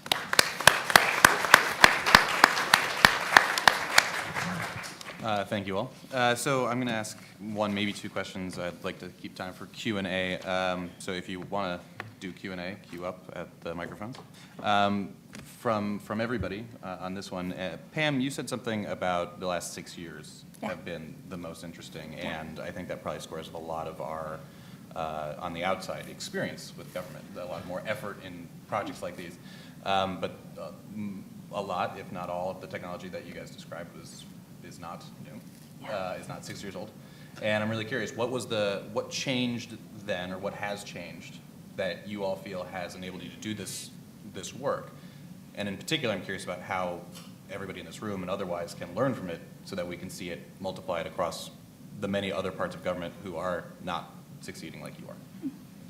So Pam, if you could start. Yeah. Sure. So, well, there's a lot. I think that, the technology is just a piece of it, and it's really about the culture change. And the technology will keep changing, but it's really about a culture that's open and able to handle it. So I think it's really about kind of making sure you can change that culture. And for us, what works well when you've got a really tight culture that doesn't want that is to try a pilot and put, I think piloting things helps you to put a boundary around it. It makes people feel safe. When you win with pilots, then you can move on and do other things. But I think if you start with small projects that people can get comfortable with, then I think you can start changing that culture as they're successful. And I also think, too, that that's internally in an agency. Then I also think it's super important to get what your users want so that it's not just an internal success, or it isn't, that it really winds up being something that you've got the public cheering for you and they're glad for it. So you're doing something that people actually want you to do and are happy that the government's doing. And I think also it's important to get metrics so that you can prove that it's valuable to the core of the work that your agency does, that you're not doing it just for the thrill of technology, which a lot of people, prior to any kind of culture change, will call it, your toys and your, the bling. But it isn't about that bling. It's about the driving the mission of the agency. And then I think once you get those pilots going and they're successful, you can apply that then to larger projects. So, for example, we did a transcription tool on our Citizen Archivist dashboard. It's just a little pilot that one of my staff, Meredith Stewart, and one of our students put together, kind of MacGyvered it, and we learned tons from that project. And then, so we use that then, all that we learned, to drive really great requirements so that the tool that's in the catalog is useful and fun to use. And by the way, not just a plug and then I'll quit, we have a transcription challenge this week for open government. So if you go to archives.gov and look up Citizen Archivist, you can get in there and transcribe. This week we're trying to get 2,000 pages transcribed. We hope to get to it this week, so something to do. Okay. Sabrina, do you want to? Yeah, sure. So I always have to preface this with this is my personal opinion. But I think the thing that kind of most helped us was healthcare.gov because no one else wants to be the next healthcare.gov. So we get a lot of leverage when we go into situations. And so, but I would also say there's something called the open data policy, and you can find out more about that online. And of particular interest is one of the documents that's managing data as an asset. It's really interesting, and it's pretty cool because one part of it is that data now defaults to open, which is awesome. Like, you have to go through a legal thing to have a reason to not make your data open for federal agencies. But there also, in that document, there's information about, like, your data has to be machine readable, and your data has to be public, and your data has to be listed on the public data listing. So, like, if you go to any agency like ed.gov/data or what other agencies are there? I'm blanking. hhs.gov/data. You can see the list of what data is available there. And if you add a .json to the end of it, you get it in JSON format. So it's pretty cool. I think again, personal opinion, I think the thing that is tough is not that people don't want to open data, it's that they don't know how. So there are a lot of people in government who have access to a lot of data, but they don't know what an API is. And so a lot of this is just going through and helping to educate people and providing tooling, to help them be able to provide that data more easily. So. I think that just to pick up on the culture point, I think that 18F has been successful and will be successful largely because we have a great culture. We treat each other with respect. We take each other's opinions seriously. We don't assume that everyone knows everything, but we assume that they want to try and do their best. And it was a really telling moment for me early on when someone who was not high in senior leadership posed really difficult questions to senior leadership in our all-hands meeting. And there's a culture that everyone is considered to be equal and treated with dignity and respect, and has a voice. Ultimately, having been in other environments in government, there's sort of a vertical approach to things, and at 18F, it's a lot more distributed in terms of the expectations, in terms of the responsibility, in terms of the ability to grow. And that doesn't just fit within the organization. We've also had a huge amount of top cover in order to facilitate that. We've had a lot of top cover from all the way up, from the president, the administrator. Both Denise Turner-Roth and Dan Tangerlini have both been incredibly supportive of what we are doing and sort of fending off things that would be sort of problems for us, I guess, otherwise. And leadership within the organization, our directors have been fantastic, and above them have been fantastic. So I think the leadership question has been really important, so that we've just had really strong leaders, and then they've enabled and empowered people to really make decisions and make choices that matter for the American public. Thank you. I don't see anybody at the microphones, so I'm going to ask one more question, but I think we're done after that, just for timing reasons. I'm sorry? Oh, never mind. So one of the things, a common theme that's shown up a few times is maybe a little bit loosening of the reins, like an opportunity to prove or your projects, perhaps. And I'm just curious if that sounds very complicated, and I can only imagine that there are a lot of bosses in other agencies who really don't want to do that. Maybe you have bosses that don't want to do that. And undoubtedly there is a use for a rein, but I'm curious if there's any guidance. Dave, you talk about your apparel decisions, which I'm very supportive of. Yep. And he's talking about the fact that I'm not wearing a suit or tie. So. Right. But that's a change. I think is that part of it, and is that how we take small steps towards getting the chance to do these big projects? I'm not sure that the clothes. Just the tie. Yeah, just the tie. Although it very much is a sense of.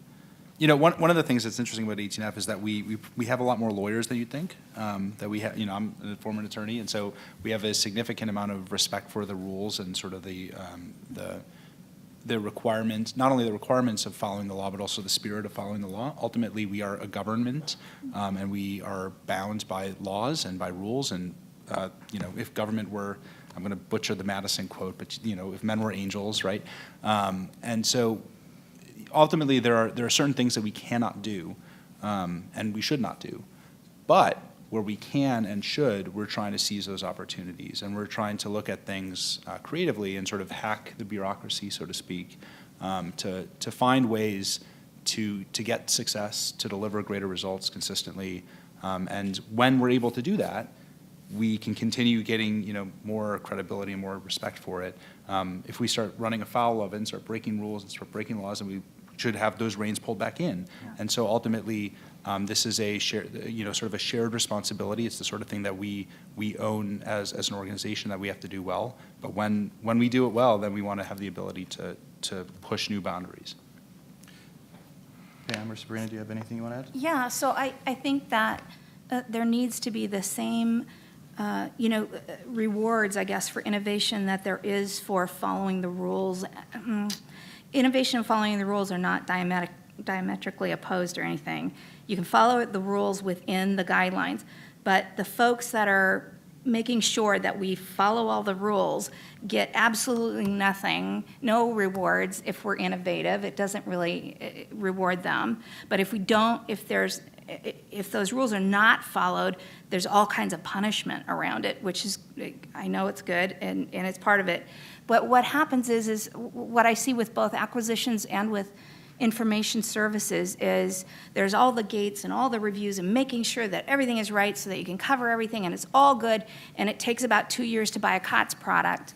This just came up a couple weeks ago, to do that. So is there a way that we can have acquisitions and information services folks, are there ways to do a path that is more agile, that's about the cloud, that's human-centric design, that can do these things for the outcome that we want? Because in the traditional sense right now, you can go through all that and it can take a long time and you can still have a terrible product.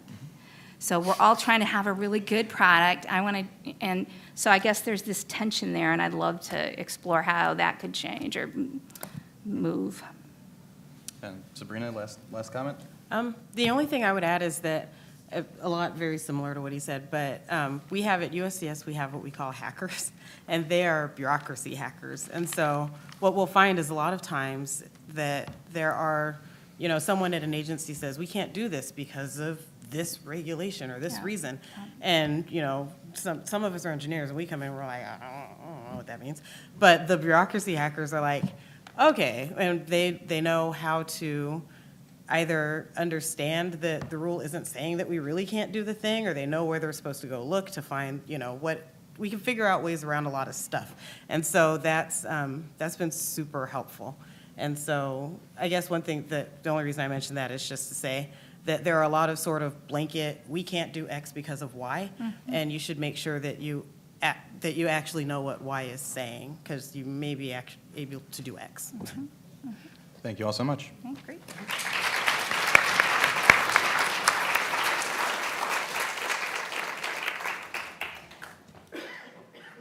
Thank you for sharing your insights with us, Sabrina, David, and Pam. And thank you for moderating, Sean. Thank you very much. The panelists gave us a lot to think about in terms of how people both inside and outside of government are using technology to make government more transparent, collaborative, and participatory. The next few speakers on our agenda are going to share their thoughts on the future relationship between technology and open government. Our first speaker is Professor Andrew Leahy, who is an associate professor of journalism at American University in Washington, D.C. He is the author of The Wikipedia Revolution, How a Bunch of Nobodies Created the World's Greatest Encyclopedia, and is a noted expert in online collaboration and digital news innovation. We're just going to load his slides real fast, sorry.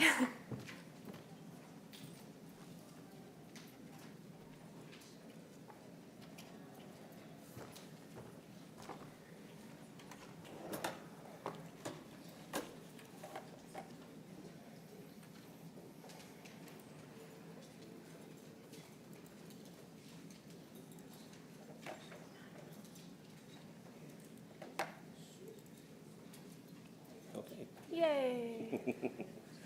Hopefully problem-free. And we have a clicker over there if you want to use that, or if you want to stand here.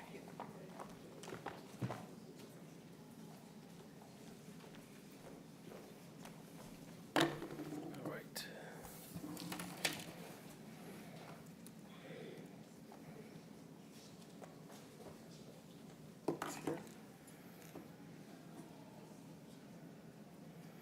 Great, thanks a lot for having me here today. I had the privilege of being up here when we had our annual Wiki Conference USA, which is a gathering of Wikipedia editors from all around the United States. So I thought I'd give you some highlights of what we talked about during that conference of very dedicated and high-end Wikipedia users, but how it relates to what you folks are probably working on and what is going on in government today. So I thought I'd show you some ideas that we're exploring right now in the Wikimedia universe that really have a lot of interesting implications for folks in government. As Amy said, or actually as my introducer said, I am the author of a book called The Wikipedia Revolution, how a bunch of nobodies created the world's greatest encyclopedia. And this is the kind of the soup to nuts history of how Wikipedia came about and how it really didn't really land from outer space as this hyper successful project out of nowhere, and actually built on a lot of foundations of online net culture that had been developed over 10 or 20 years. So to better understand what Wikipedia is about, you need to understand a little bit more about how it came to be from many online communities. And I see a lot of interesting things happening now that build on Wikipedia's community, and I thought I'd show you some of those things. Well, the first thing you should know that on January 15th, Wikipedia turned 15 years old, which is pretty impressive given that almost every other online community of note has never really been able to last more than about a decade. So the fact that Wikipedia still is going, it is surviving, it is thriving, and now has over 5 million articles is pretty darn impressive. Here in Washington, D.C., we do a lot of what we call editathons or meetups to work with different cultural institutions and different NGOs to increase the quality of Wikipedia articles with experts and folks who are interested in cultural heritage and preservation. So we've done events here with the Supreme Court. We've had an editathon here working with the Federal Register. We work a lot with Smithsonian, Library of Congress, and we actually have a space in the Innovation Hub here where we actually have set up a miniature exhibit about Wikipedia. So what are some of the lessons that we've learned from this? One, get the archivist to be a model. That really does help quite a bit. So if you look at the seersucker article on Wikipedia, this is actually one of the photos you'll find of the archivist there. So that's lesson number one. Lesson number two, we are trying to find different ways of engaging folks in Wikipedia. Everyone uses Wikipedia every day, but it's this abstract thing that kind of pops up on your mobile or your computer, but we're trying to provide tangible ways for people to kind of meet human beings face to face and understand how to work with Wikipedia more effectively. So we're trying to go backwards in time a little bit to say, face-to-face interaction is really important. Just having these interactions online are usually not enough to get more people involved with Wikipedia. There are many different projects underneath the Wikimedia umbrella. You're probably familiar with Wikipedia. If you've seen images or video or audio, you've actually used what we call Wikimedia Commons, which has all the multimedia content for the Wikipedia project. But then there's also another project called Wikidata, which I'll talk to you in about a second, which really does amazing things with structuring the data that we have in Wikipedia right now. So when I was asked to talk about what are the open, collaborative, and participatory elements that I could give some insight on, well, first I want to talk about participation. And something that most people may not know about Wikipedia is that it really isn't a technological breakthrough. It's actually more of a social breakthrough. And if you look at what has allowed Wikipedia to become so large and dominant, it's not that it is a technically excellent system. It actually, if you look at it now, looks a little bit retrograde. It actually looks like a site from 10 or 12 years ago. But it is highly functional, and there's a lot of things underneath the surface that allow for the community to come together, to interact, to dialogue, to collaborate on things. Right? So if you look at some of the books that were published over 10 years ago, they put Wikipedia in the same area as blogs and Second Life. When was the last time you used Second Life or even talked about it, right? And then blogging has really tailed off its activity, and Facebook and Twitter have risen. But Wikipedia is still there in this space of being very active and very relevant to what we use today. So the secret sauce was not the technology, it was the social aspect. And we sometimes call this in the Wikipedia universe the piranha effect, right? Lots of people doing small changes to create big change within the system.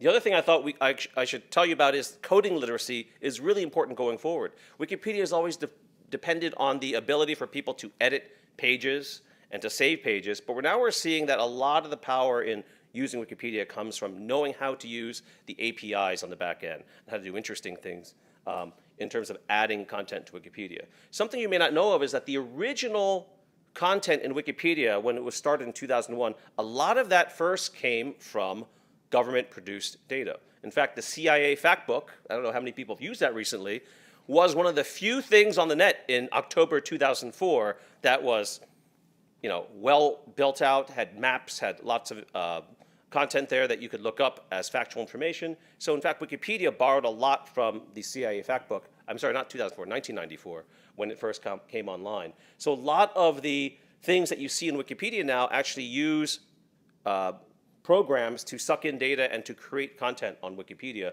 including US Census data and a lot of other online databases. In terms of collaboration, there's some really interesting things happening now in video co-creation and editing. So how many people here have shot video on their mobile phone before? Probably all of you, right? How many people have ever edited that video? A handful, maybe 10 to 20%, right? So we all know that video is something you might shoot, you might share. If anyone has ever used Vine, it's a 6-second video chunk that you could send to someone.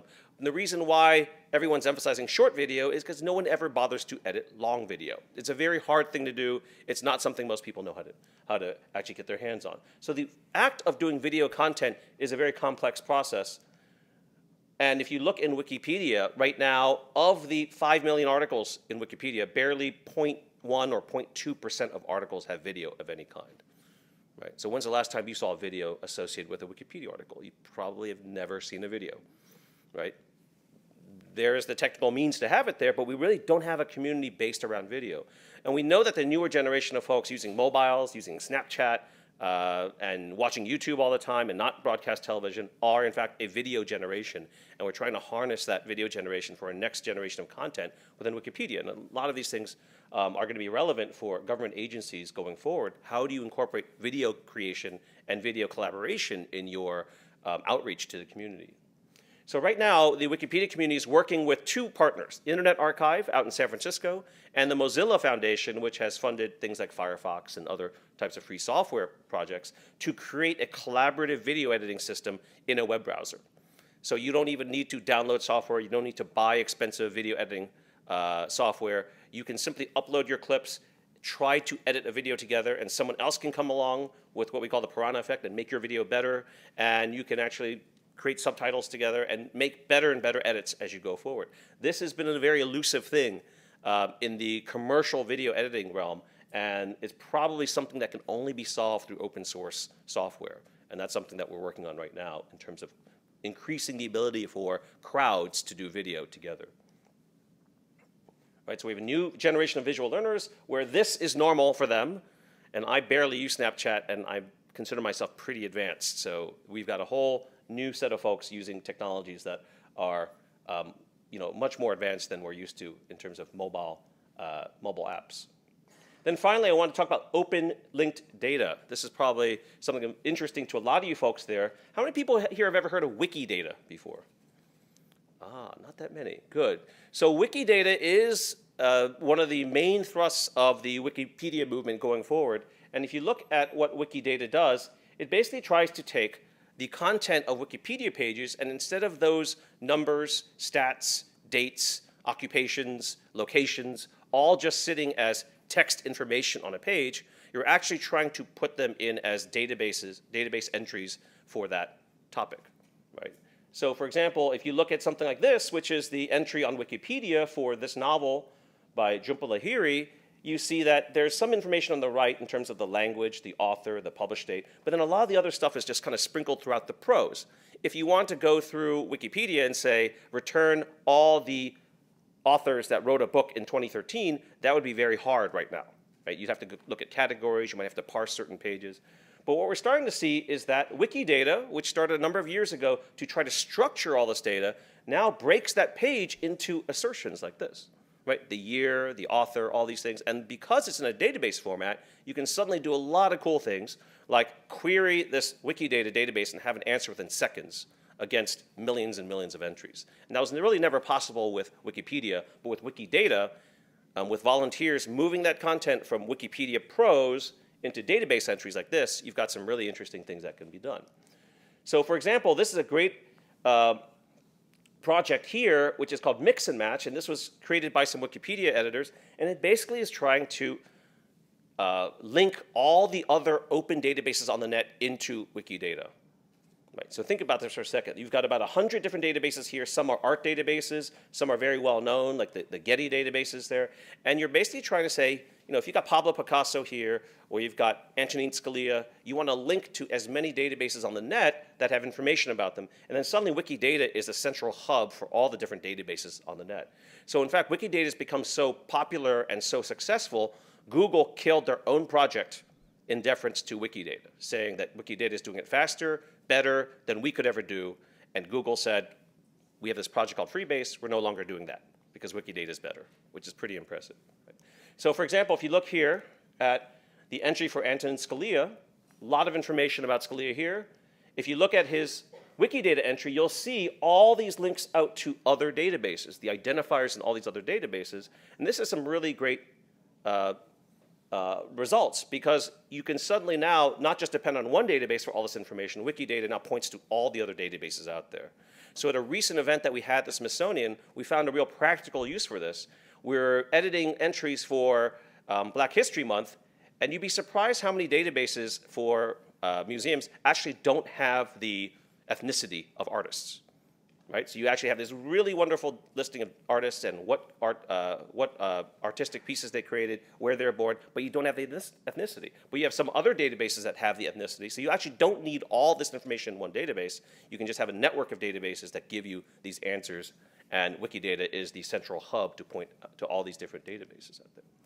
Then some other cool things you can do, once you have this in a database format, you can have projects like this one, like Histropedia. So if you go to Histropedia, you can actually go in there and make interactive timelines simply by typing in, you know, British monarchy 1800s, and boom, you get all this information slapped on the timeline there, and you can drag and drop these entries around simply because they're in a database format. So it's pretty neat. So finally, I just wanted to close with this one really interesting fact, that this one year, this past year, was when we realized freshmen or first-year students going into college have never known a world without Wikipedia. So I don't know if that's a net positive or it's something that they don't appreciate the fact that we have to work really hard to figure out some of the stuff before. In general, I'm envious of them. I think it's a great thing to have at their fingertips. But it's going to be really interesting to see what this next generation of folks does with the Wikipedia model going forward, and how this also means that they're set up to interact with data that the government puts out in really interesting ways. So thank you for your time, and hope you enjoyed that.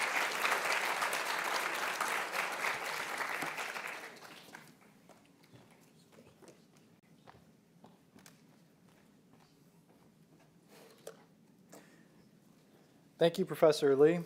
Our next speaker will be the Academic Dean and Ford Foundation Professor in Democracy and Citizenship at the Harvard Kennedy School, Archon Fung.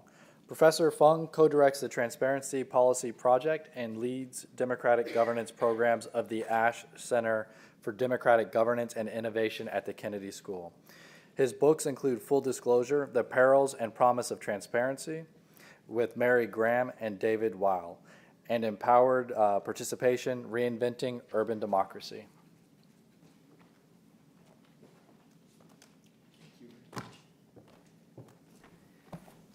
Thank you very much. And I'd just like to thank the director and the staff of the National Archives for hosting this event and inviting me. It's been a great discussion already so far, and I'm delighted to be part of it.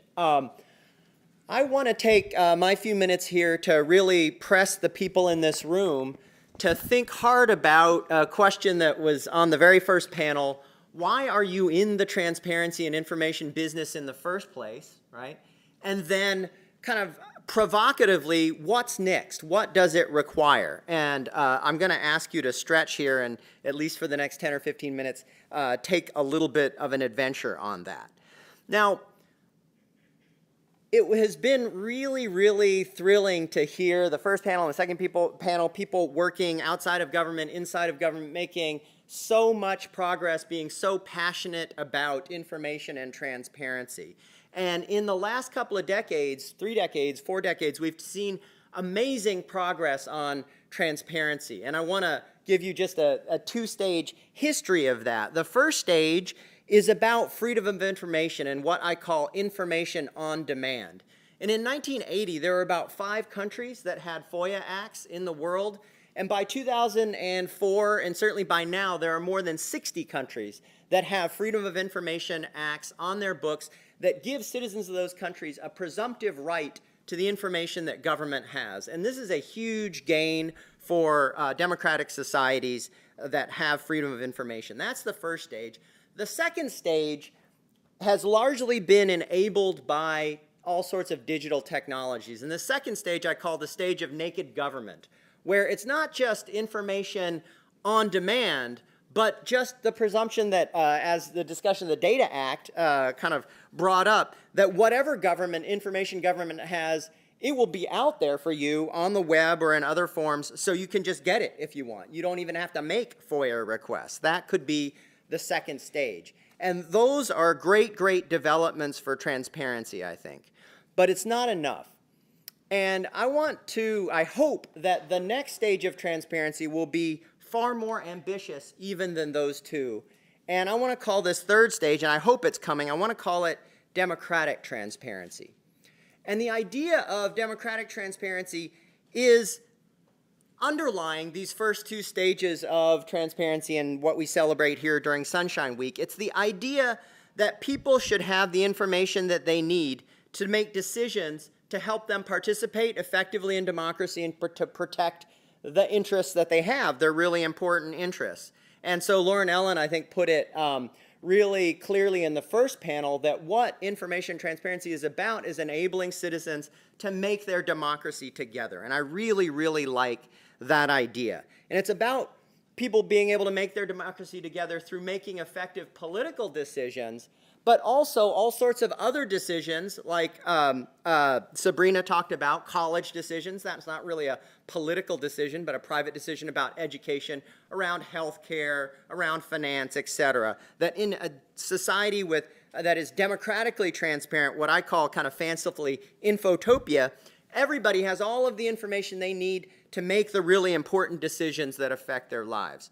Now, if we think Sunshine Week is about that proposition, it requires our efforts in transparency to be about much, much more than governmental transparency.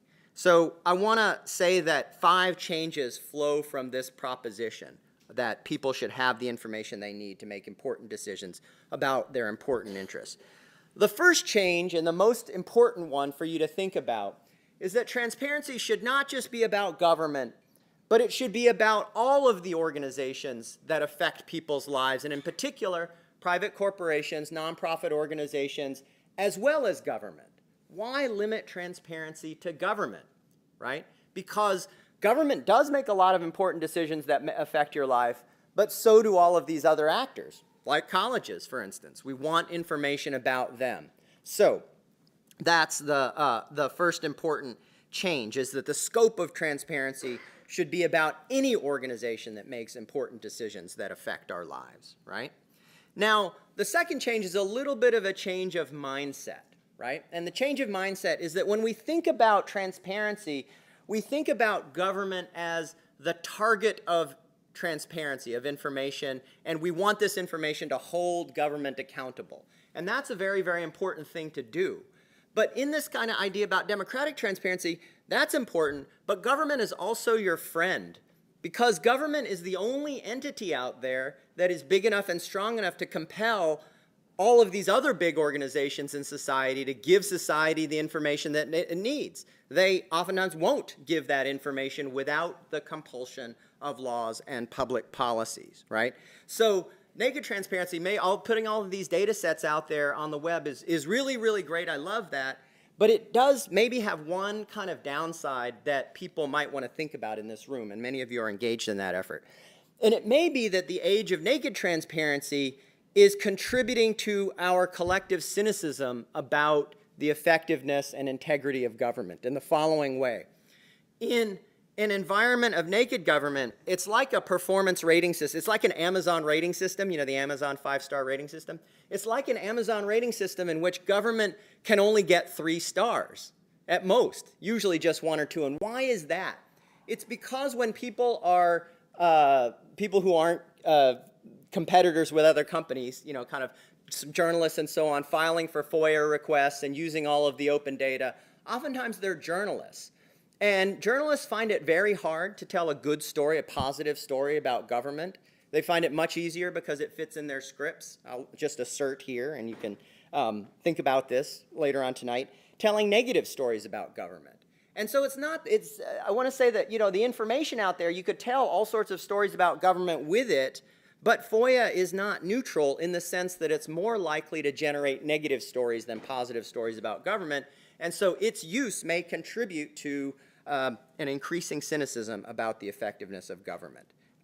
Okay, so just be careful about that, and in democratic transparency, government is your friend because you need government to help you get the information that you need. Okay, now, the third change that flows out of this idea of democratic transparency is proportionality. All of us in here in different ways, insofar as we're concerned about transparency, spend part of our energy trying to get information from organizations, from governments, from foundations, from private sector organizations, etc.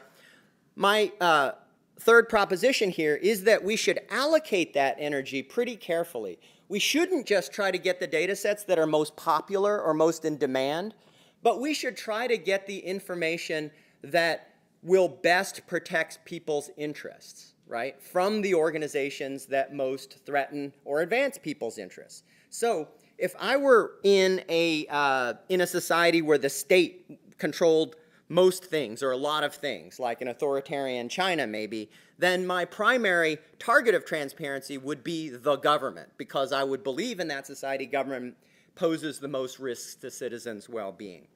Now, in this society, I think it is true that government does create a lot of risks for people, but so do a lot of other organizations, in particular people that may make your spinach free of E. coli or not. There's all sorts of food risks, there's health risks, there's finance risks. So I think sober people in favor of transparency should look across that landscape and say, okay, which organizations create the most risks for the citizens in the society, and let's make those organizations more transparent, because citizens will need information to hold those organizations accountable and understand what they're doing or not doing, right? So that is the third proposition about transparency.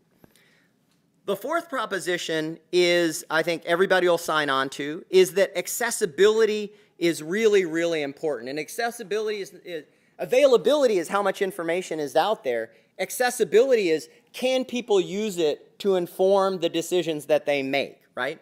And technology, of course, helps enormously with this, as we saw in many ways today already, like the college scorecard app, etc., right?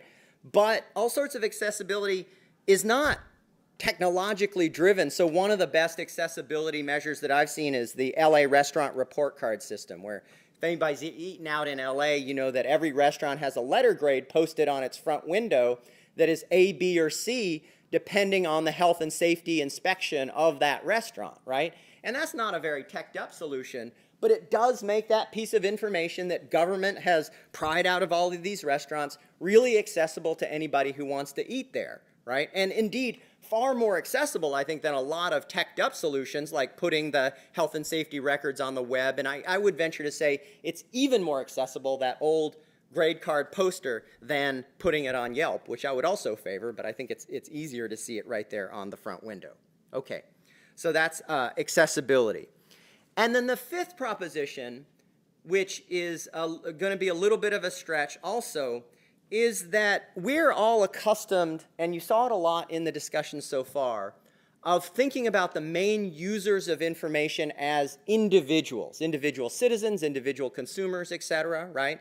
That's why we do the user-centered design. That's why we begin, from what the users want and build up the apps and the data sets from there. And it is indeed very, very important to make information accessible to individuals as users of information. But in this domain of sunshine and freedom of information and public accountability and private accountability, a huge number of the users of important information in a democratic society will not be individuals per se, Joe Citizen, kind of busting out his spreadsheet and Stata program and downloading the recovery.gov data sets to figure out if anybody's, built the government. No, it will be professionals like journalists and organizations whose purpose it is to hold these different large organizations accountable. So when you're deciding what data sets to make available to the public, deciding what APIs to create, have in mind not just the individual as a user, but organizations as a user. And let me just close with a couple of stories, or just one story here. one of the most important public transparency regulations of the last few decades has been the Home Mortgage Disclosure Act from the 1980s. And what that act does is require banks, especially in urban areas, to disclose the characteristics of the people who they're loaning to and not loaning to, and the mortgages they give, right? And this was very, very important in the early days because before the Home Mortgage Disclosure Act, not very many people believed that redlining even existed. But after the Home Mortgage Disclosure Act, everybody believed that redlining existed because they had the data to demonstrate what banks were actually doing and who they were lending to and who they weren't. But the main users of that information were not individual people in the inner city who wanted to apply for a home loan. No, it was organizations, community organizations in inner cities like Chicago and other places who had the analytic capability to use that information to figure out which banks were good making fair lending decisions and which ones were not doing so well on the fair lending criteria, to process that data, to make arguments to the government and to individual banks that they should do better, and therefore, thereby, making huge changes in how lending was done in the financial sector, right? And so that's a story, and there are many, many others about how the important actors, if what you want to do is create real meaningful change and allow people to participate meaningfully in a democratic society, are sometimes not just individual users of information, but organizational users, right? And so underlying all of these comments is the idea that what I'm trying to do here is explain to you kind of in the first panel, one of the questions was, well, what's next? And some of the panelists had a little bit of struggle kind of answering that question because I think they had a little bit of a difficulty identifying why they were in this business in the first place. And so what I'm trying to do here is to offer you an answer for why you're in this business in the first place. And my answer is that you want to create a public good for all of society, for your fellow citizens, and give them the information that they need to protect themselves and to advance their critical interests in the face of a government that doesn't always behave well and private organizations that don't always behave well, right? I think that that is why everybody is showing up here to celebrate Sunshine Week.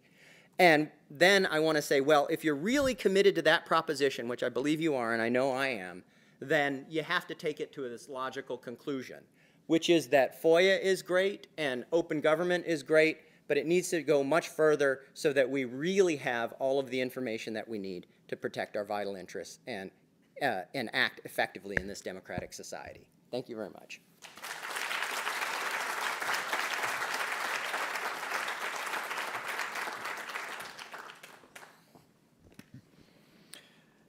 Thank you, Professor Fung. Our last speaker could not join us in person today, but she recorded a message for us. Megan Smith is the Chief Technology Officer of the United States. In this role, she serves as an assistant to the President.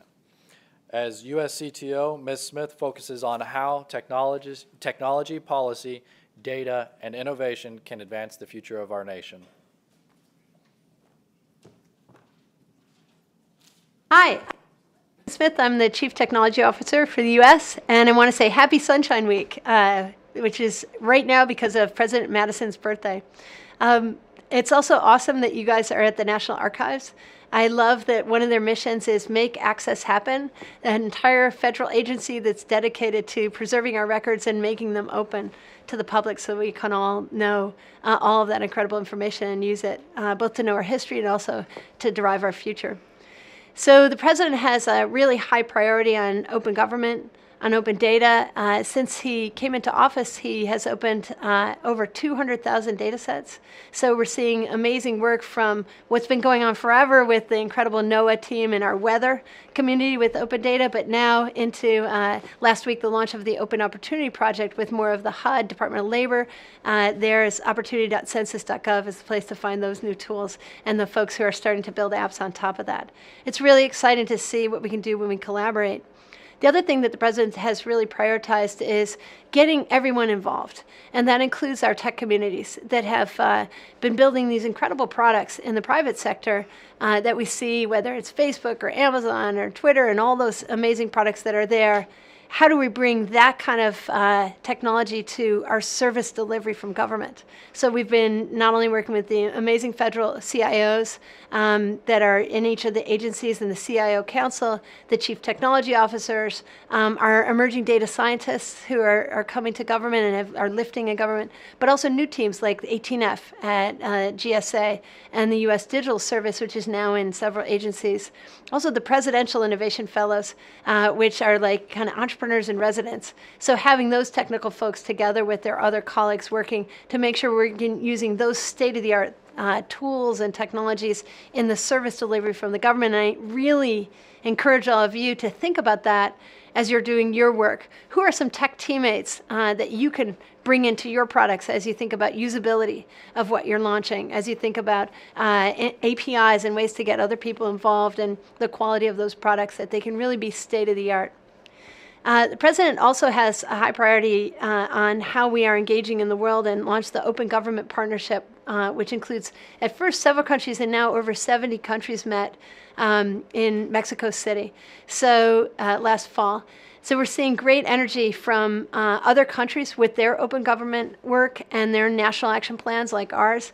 Many of you in the room, I know, have been part of the U.S. National Action Plan, and I thank you for the work in version 1, version 2, and now our third National Action Plan that we're busy working on, as well as completing commitments from the earlier ones.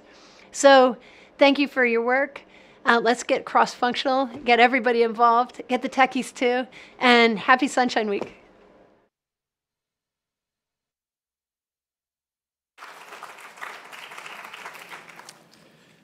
Thank you for your attention. We've heard a lot today about the future of open government and how technology can make it possible.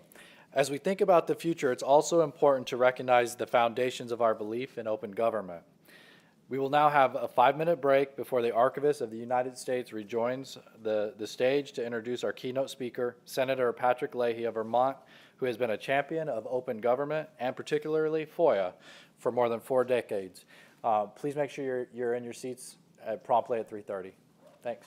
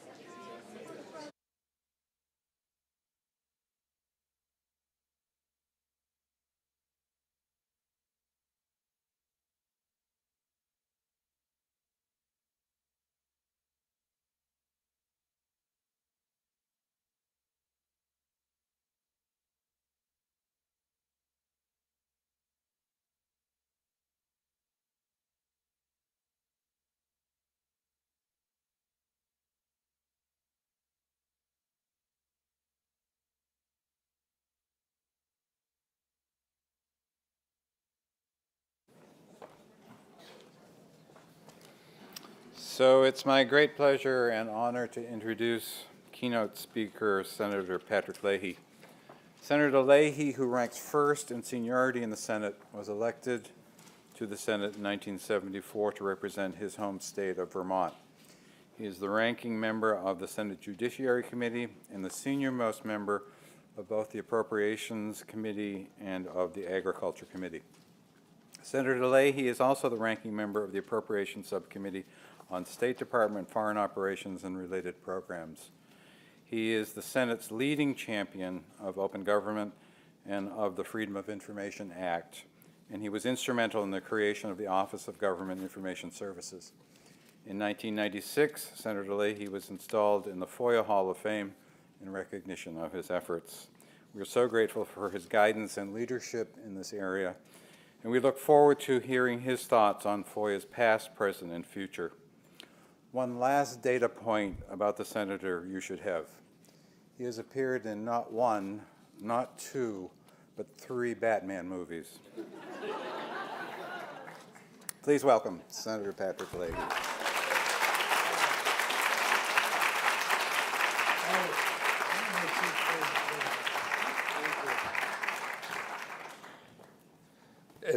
Before I thank you for that. Before I get into the serious things, I want you to know the Batman.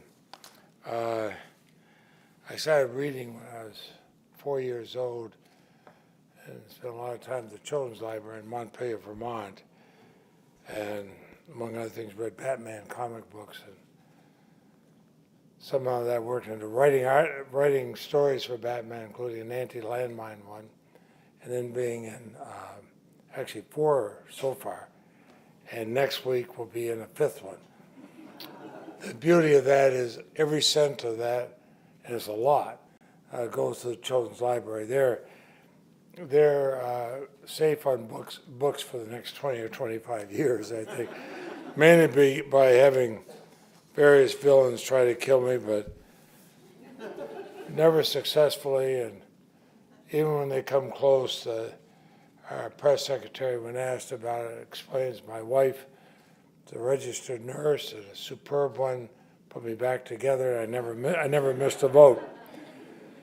On a more serious thing, though, it is important what you do here. I'm always telling people, come on down here to the archives. This is a sense of history. When my mother and father were alive, they used to come here so often, and so many of our friends over the years would come here. I remember my late brother coming in here with me and not wanting to leave and looking at the things. You're not on the front page of the paper every day, which is probably good in some ways, but your work is so essential. Any government that claims to be a democracy must make a record of its work for the public. It's important not just for posterity, but to ensure the American people can hold their government accountable so they can know what's happening at the moment, not just an historian 50 years later. So that's what National Archives and Records Administration, NARA, does. I'm in awe coming in here. I remember coming in here as a teenager, when I was in college, again coming in here when I was a law student at Georgetown, just walking through here. Where else can you go? Your Constitution is on display for people to see every day. And I don't know how many times I've come with people and they say, but is that an exact copy? No, it's not an exact copy. And then you explain why it's not an exact copy, it's the original. And it's almost like, should I take my shoes off? Should I stand? And so on. But we're guided by the constitutional principle that we have to work to create a more perfect union by ensuring the government is open to the people we serve. And every year during Sunshine Week, we recommit ourselves to this fundamental principle. It goes hand in hand with the public's right to know. Our democracy is built upon the premise that our government does not operate in secret, even though some in government have thought otherwise. After all, a government by and for the people can't be one hidden from the people. An open government is a powerful antidote against corruption and secrecy and other forces that from time to time threaten to make leaders unaccountable to their citizens. You know, we had the other day in our Senate caucus, we were talking about Supreme Court nominations. And they were talking about Supreme Court Justice Louis Brandeis. Remember, he was the one who said sunlight is the best disinfectant. It's always been that way. It is always that way in a true democracy. One of the most powerful tools to bring sunshine to government in the halls of power is the Freedom of Information Act. There's a copy out here. This year, on July 4th, FOIA turns 50. And look at the signatures of the people who signed it. Lyndon Johnson, the Vice President, Hubert Humphrey, the Speaker of the House, John McCormick. They're all gone, but the principles are still there. 5 decades we've allowed Americans to access and therefore have influence in the workings of government. And I've worked with both Republicans and Democrats to strengthen it. Things have changed. We've gone to the digital age and all that, and we tried to bring it up to date. The FOIA Improvement Act, which I've been working on for years, will take that 50-year-old FOIA and bring it into the 21st century. It will codify what President Obama laid out in his historic 2009 memorandum. It requires federal agencies to adopt, and think of this, a presumption of openness when considering the release of government information under FOIA.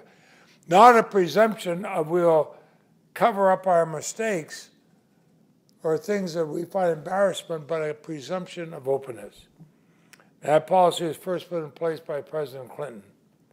It was then repealed by his successor, President George W. Bush. President Obama reinstated it as one of his first acts in office. But we can't leave it to whoever the next president be and say, well, this is inconvenient, we'll change it.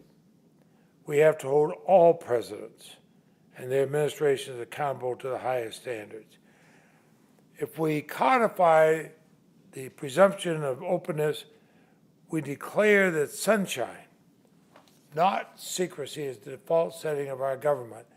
And I've gone to both Republicans and Democrats and say, the presidency and the administration goes back and forth. Sometimes it's Democratic control, sometimes it's Republican. But shouldn't it be open no matter what? Because every administration is going to be proud to tout what they think they've accomplished and done right. They're going to be less eager to tout what they think they may have done wrong. It should be open on everything. And when my bill becomes law, and it will very soon, federal agencies will be required to make frequently requested documents available online. They'll put government information in a format most accessible to the American people. I can pick up this and call up one of the documents. And they have an online portal that allows FOIA requests to be submitted to any federal agency through one website. It'll update FOIA for the digital age. It'll make our government more transparent and more accountable to we the people. Now, the Senate passed my FOIA Improvement Act in 2014 unanimously. Every Democrat, every Republican joined together. I was deeply disappointed that the House leadership would not bring it up. So the time to do it is right now. Our efforts have always been bipartisan. That should continue. And so I'm calling on both the Democratic and Republican leadership. You have differences on some things. Come together on this one. Show the American people that we care, not about ourselves, but about their right to know. And then we can't stop there. We have to make sure our government conducts its work in public, uses technology to invite more people into public proceedings. You know, this access and priority and transparency was a priority for me when I was chairman of the Senate Judiciary Committee during the consideration of the last two Supreme Court nominees. I said it'll be live and it will be streamed and it'll be available to everybody in the United States and around the world the time the gavel comes down, opening the hearing, to the time the gavel goes down to end the hearing. Public confirmation hearings for Supreme Court nominees are an important moment. It's the one time when the three federal branches of government come together. And the American public can look and say, okay, how are you folks doing? The Senate Judiciary Committee first began holding public hearings to consider Supreme Court nominees in 1916, at least a couple of years before I joined the Senate. And then, since then, we've tried every way to make it more accessible to the American public. In 1981, Justice Sandra Day O'Connor is a woman recommended by, at that time, the most conservative member of the Senate, Barry Goldwater, nominated by Ronald Reagan. She made history. She broke the glass ceiling. She became the first woman nominated to the Supreme Court. But she was also the first Supreme Court nominee where the American public had a televised hearing. And it was an eye-opener. The calls in the mail I got from my small state, and it was nothing compared to what the larger states. Now, of course, we have webcasts, social media, and other platforms. So the American public fully expects to be able to view this confirmation process. After all, it affects their constitutional rights and their lives, and they know when the cameras are rolling, there is at least that transparency. And they understand that there's transparency, you have accountability. Now, 3 weeks ago, Judiciary Committee Republicans decided to end this transparent process and to end 100 years of bipartisan tradition. It came from a session that was closed to the press and to the public, and closed to all Democrats in the Senate, and they unilaterally announced our committee would not hold a public hearing or vote on any Supreme Court nominee this year. Now, in a letter to the Senate Majority Leader, the Republicans claim their closed-door and unprecedented decision was somehow an effort to protect the will of the American people. We'll close the door on the American people. We won't let the American people have a voice in what you're saying. We won't let the American people know what we're doing, but somehow we're protecting the will of the American people. This is one of the most condescending and erroneous thing I've heard in 40 years in the Senate from either party. They want to protect the will of the people. Why are they so afraid to take their actions in front of the American people? And they're opposing a public hearing and a vote. They're on the wrong side of history. During my years in the Senate, every pending Supreme Court nominee has received a public hearing and an open and public vote. Now, without a public hearing, Americans can't watch their senators and their president, nominee, engage in discussions about our Constitution. Without a vote, American citizens are unable to hold the senators accountable. What it does is allow some senators not to have to be accountable and vote yes or no, but they can vote maybe. I didn't get elected to a 6-year term to vote maybe. I have cast 15,000. Yeah. I may have cast some dumb votes somewhere along the line, but at least I'm accountable for them. And this idea that, well, this is controversial, and a number of us are up for re-election this year, well, so am I. Don't vote maybe. Don't vote maybe. Vote yes. Every single one of these senators took an oath and said, so help me God, to uphold the Constitution. Well, President's going to uphold his constitutional duty, which requires him to make a nomination. He told me again this weekend he's going to do it soon.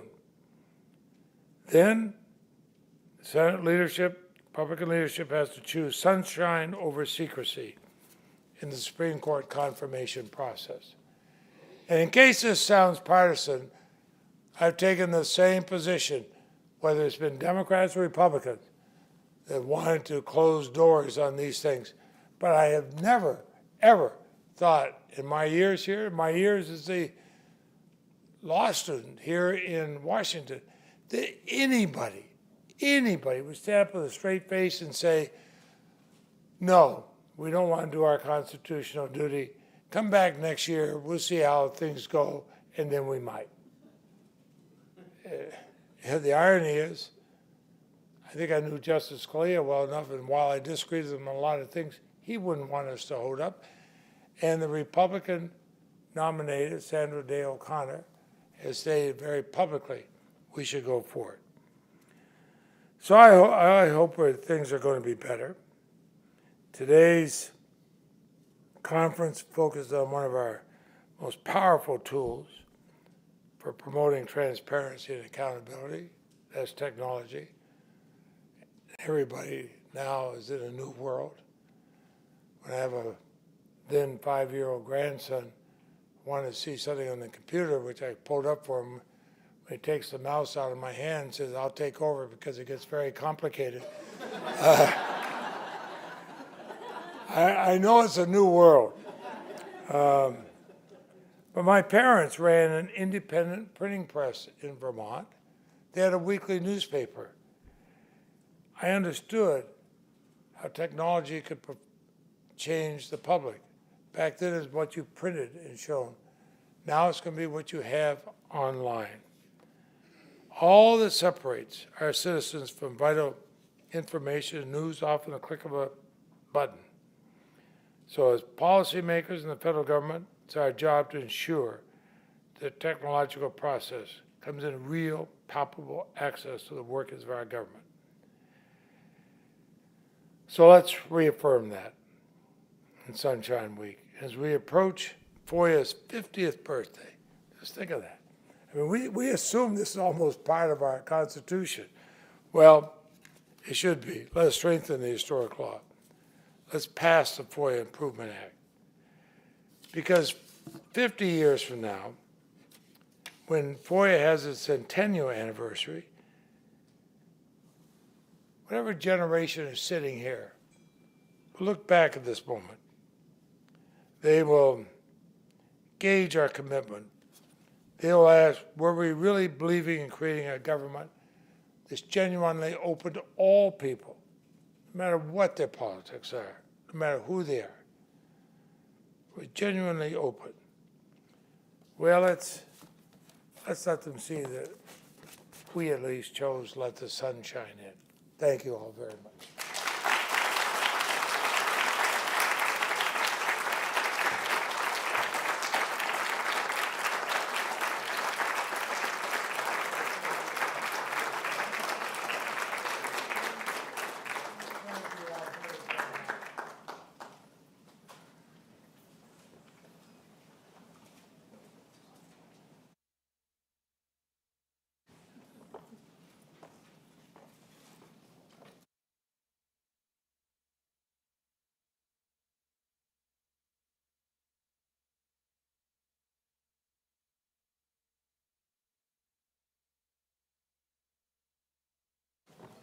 So thank you so much for joining us today, Senator Leahy.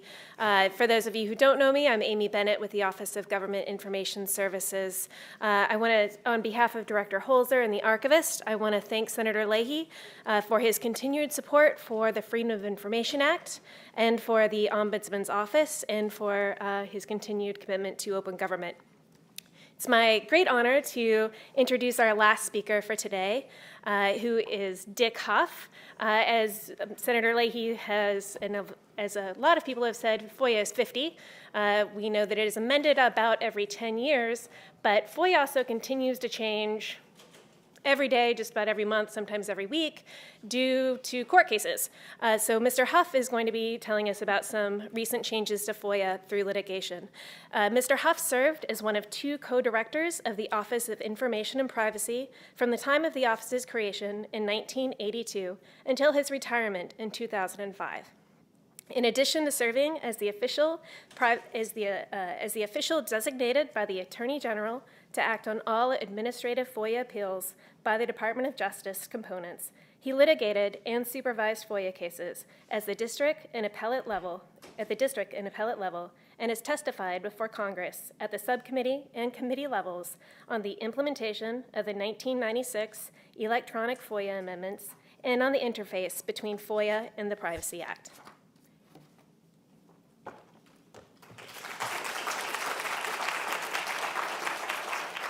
Thank you, Amy. When Amy asked me to come here and showed me the lineup of folks you've got here, I said, "Oh my golly, look at that! This is like a baseball game. These are a bunch of heavy hitters that are going before me in the different panels." And then Senator Leahy, he's going to hit cleanup, and I don't know about me. And Amy says, "You'll be the closer to come in for the win." And I says, "I'm not sure. I may be the guy with a 6.8 ERA that comes in and who just mops up when we're trailing 7-0. I can see it's gotten a lot thinner here. I can imagine if the Nats were trailing by 7 runs, it would have gotten a lot thinner there." Thank you, Amy. All right. So what are we going to talk about today? I've got about 7 cases that I wanted to chat about. And if anybody, instead of taking questions at the end, if you've got questions as we're going along, stand up and wave your hand, and I may be able to see you. If you just put your hand up like this, I certainly won't be able to see you. But I'll do the best I can to respond to those as I'm going along. I've got about 7 cases here, and after sitting through the first half of today's program, I looked at this and I said, "Oh my golly, what cases did you select, Dick?" 6 out of the 7 are withholding cases where the government's practice of withholding was affirmed. Only one was one where we've got an order of disclosure. But let's just take a look at these anyway. We'll see what we do have here. I've got 2 procedural cases, the first of which is competitive enterprise versus EPA. And that's really a 2-part case. We've got a FOIA and, because we're here at the archives, it fits out well, a federal records issue that goes along with it. And the Competitive Enterprise Institute asked EPA for a number somewhere in the neighborhood of 5,000 text messages that had gone back and forth between 2 senior EPA players. And EPA came back and said, "We have no records." And the Competitive Enterprise, I guess on the appeal or whatever, said, "Hey, I'm sure you've got records. I've seen both of these people texting back and forth. One of them was in a congressional hearing, and she was texting at that point. I'm sure she's got, records." And they said, "Well, all of those records were deleted at the time right after they were sent or right after they were received. We don't save text messages." So that led to the second part of the complaint, and that was, or the lawsuit, and that was, "Well, give me the piece of paper. Court, first of all, EPA, have you advised the archivist of the fact that you are not saving federal records?" Because the Federal Records Act says you got to save federal records of a certain category and such. They are important, and some of these were probably important. They were from senior players, so they probably should have saved at least some of them. And they said, and if you're not doing that, if you have improperly destroyed some, you're supposed to report yourself, self-report to the archivist. So I'd like to see that paper. Well, we don't have that one either. So they sued first for the records and second under the Administrative Procedure Act for the second cause of action, saying, "Judge, make them, order them to write a letter to the archivist." Well, EPA won, and it's no surprise that they won the FOIA case. If we don't have any records, we can't be required to create records. There was no way of recreating these text messages that had been destroyed. And even if they had been improperly destroyed, under the FOIA, we are not required to disclose them. And that's exactly what the court held here. But the real point of this case is the court said these are agency records for purposes of should have been saved, or at least for archives purposes, federal records purposes. Some of these must have been federal records. You should have been saving these. So the teaching point on this case is if your agency, and I'm sure none of you are at agencies that do this, that don't save your text messages in such a manner so that they are susceptible to proper archiving and determination as to whether they should be saved for historical purposes for a while. You certainly should be if you want to pay attention to what this case has held. All right, let's take a look then at the next case. Oh my golly, let's try this one here. And that is IUTA versus Federal Trade Commission.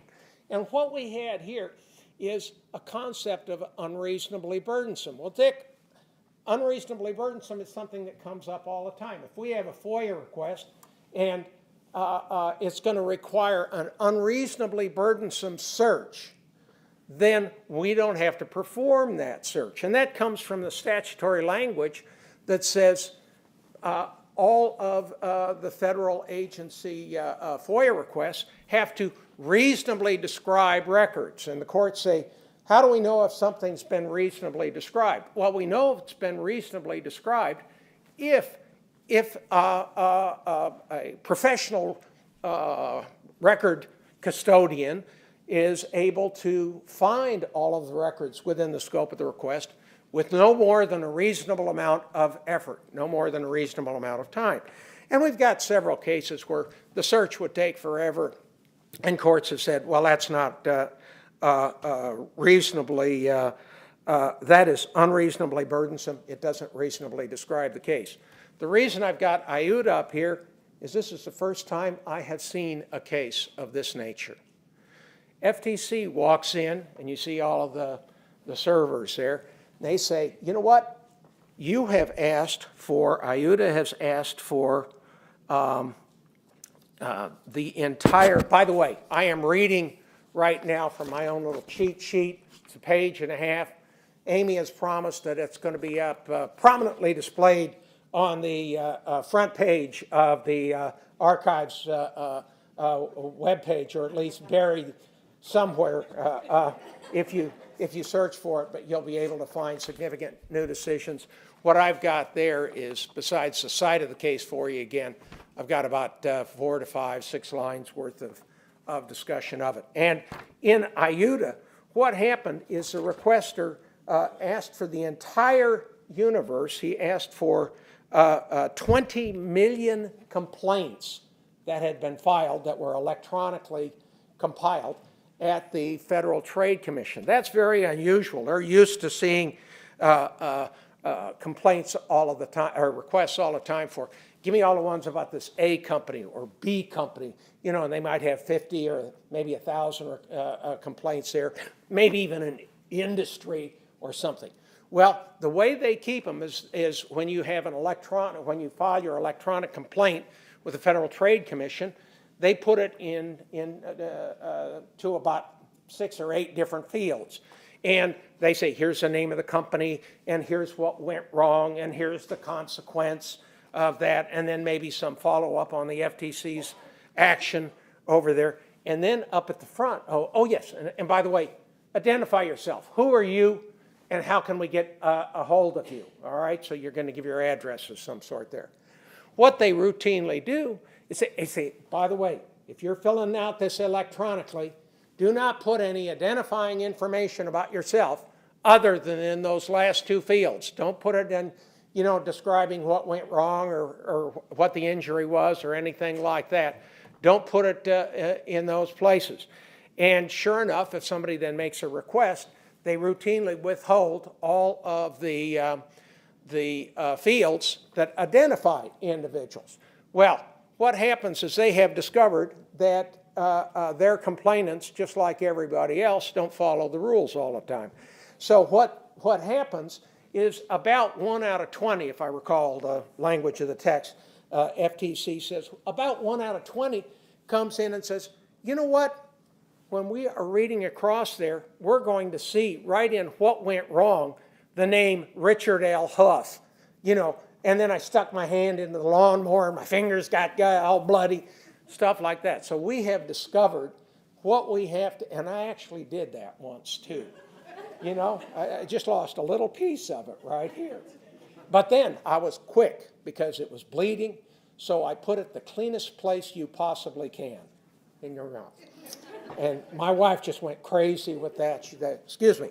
In any event, I digress. What happens is you then, FTC has said, we cannot just cross off these 2 columns. What we have to do is we've got to skim over, read, put human eyes on the other materials in there in order to get that, save that one poor person, that 1 out of 20 who doesn't follow instructions and puts his own address or his own name or something like that in there. And that's what we have to do when we're doing something like that. So they said, you know what we have here? You've asked for all complaints. We have 20 million complaints that fall within the scope of your request.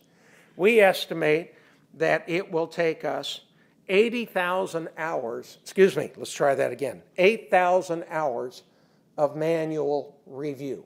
I'm surprised they could do it that fast. That seems terribly fast to me, but that was what FTC said. And they argued that is an unreasonably burdensome request. So it's the processing that would take an unreasonably burdensome amount of time. That's the first case I have ever seen that has said that, where it is just the processing. We have had lots of cases at the FBI and of other agencies where it have taken us 2 or 3, 4 years to process, 5 years to process all of the records. And we were able, in those cases, just like here, to locate it. It wasn't a search issue. We could find it right away. These were very quickly found as well. So that's the issue that we've got here, and I think that that is certainly something we still have to protect people against themselves. All right, let's look at the next one, and that's Exemption 5. This touches a little bit in the area of something that Senator Leahy was chatting about. And this is National Security Archive, not National Archive, but National Security Archive, the private institution, that private entity that's located over at George Washington and University. And they were suing the CIA, and they sought Volume 5 of the history of the Bay of Pigs. Well, they and others had sought the prior histories, and volumes 1 through 4 had been disclosed. I believe those were all still in draft form, and this was in draft form as well. What does draft form mean? Well, the history had been written up quite a while ago, and this one had been written up in the 70s. It was the last of the group, had been written in the early 70s. And what had happened with this is nobody at the CIA in an official capacity had ever said, this is the official history, we're going to accept it, we're going to bless it, we're going to put a final stamp on the top of it. It was still in a draft form. And so what happened here, despite the fact they had disclosed prior drafts of the prior volumes, the CIA said, we're not going to disclose draft number 5.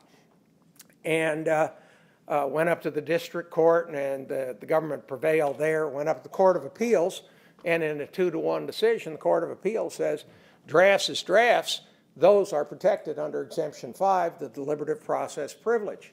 And even though that draft was just chocked full of facts, facts are still protected in a draft document, because somebody in a leadership position or somebody who's working on that document could say, not that I'm saying that fact is, I could say that fact is erroneous. I could say put more facts in, cut some of the facts down, move these facts over here. It's just not a final document, even though there's a lot of facts there. What we had here was a 27-year-old draft document that was still subject to the deliberative process privilege. And this is something that reminds us that there is no sunset provision currently under Exemption 5. So it is still so, whether it's attorney work product or attorney-client. There is a Supreme Court case that says specifically attorney work product lasts forever.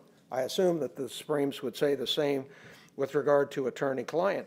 But what we had here, and why this case that's right now a little over 2 years, right around 2 years old, is still of significance, is the FOIA reform bill that Senator Leahy was talking about, the one that had passed both the House and the Senate in one form and the other prior to in 2014. And in the last few minutes of the session in 2014, December, they couldn't reconcile it so that they had the same bill. Accordingly, we had no law at that point. They couldn't pass it at that time. What happens this time already is the House has passed a FOIA reform bill. Senator Leahy's committee has passed a FOIA reform bill. The two of them are not identical, but the Senate has not taken up and voted yet on that FOIA reform bill. Both, the significance of that, get to that. The significance is both of those bills prior in the 2014 edition and the current editions have sunset provisions for Exemption 5. And the sunset provision, goodness sakes, is 25 years. And it says, no federal agency may withhold anything under Exemption 5, deliberative process, attorney work product, and attorney-client, if a document is over 25 years old. That would have affected this case had it been there. And in my humble opinion, and I certainly don't know any of the internal thoughts on this, but I'm surprised with the Eric Holder, President Obama and Eric Holder's memorandum, why this wouldn't have been appropriate for discretionary disclosure. Granted, there still may have been some stuff in there that they wanted to withhold under that was still classified or something like that. Of course, once you make a discretionary disclosure, you don't have to exercise your discretion to exercise it under every exemption, but I certainly suspect they could have given out an awful lot of that there. That's from somebody who's outside the government now. Maybe when I was still inside, I could have understood that better. All right, let's move on. I'm sure I could have, and I probably could have defended it, I bet. What do we have here for Exemption 7C? Cheap humor that, we've got two 7C cases, and the first one is Detroit Free Press. Please excuse me, most of the cases, all of the cases except this one, are cases that could affect you, how you're going to be processing records, what kind of actions you should be taking at your agency with regard to records. This one is pure litigation, but let me tell you the significance and why I think that's of some note. FOIA is rather unusual because you can sue, you, a requester, can sue in any of three places. You can sue where you live, where you have, let's try that again, your residence or principal place of business, where the records are located, or you can sue in the District of Columbia. DC is the venue of universal venue. You can always sue there. For many other areas of the law, maybe you've got a tax beef with the federal government. Well, if you've got a problem with your tax law, maybe you can sue in your home state, depending on the type of issue you've got, or if you want to, depending on whether you pay or not, you can go into the DC and litigate it in the tax court in DC. But those are really pretty narrow. Under the FOIA, we have something that permits a straw man. If we have a bad decision, bad for the government, from the government's viewpoint, where the government is required to disclose records or there's some procedural issue they don't like, in a particular circuit court of appeal. There are 12 circuits, 11 numbered plus DC circuit. And if we lose one in say, the Sixth Circuit, which covers Ohio, Kentucky, Michigan, and maybe some other state, those are, you know, that's fine. Anytime we end up having somebody who lives in those states or where we have records in those states, we know that we're going to be governed by that Sixth Circuit Court of Appeals law. But here's what happens as opposed to my tax law example. Under the FOIA, I want records. I'm a Time magazine in New York reporter or in Arizona, and I want the mugshot of, oh my goodness, I can't remember his name, the fellow who's convicted of trying to murder Gabby Gifford, the representative from Arizona, and he was convicted of murdering one of her staffers. And when you saw his picture on the cover of Time magazine, his mugshot, that was a federal mugshot. There are two types of mugshots, federal and state. If I get arrested for drunk driving, or if Nick Nolte gets arrested for drunk driving, odds are spectacular we are going to be pulled over by a state or local jurisdiction, and it is going to have, our mugshot is going to be maintained under the state law, and they will be disclosed or not under state law.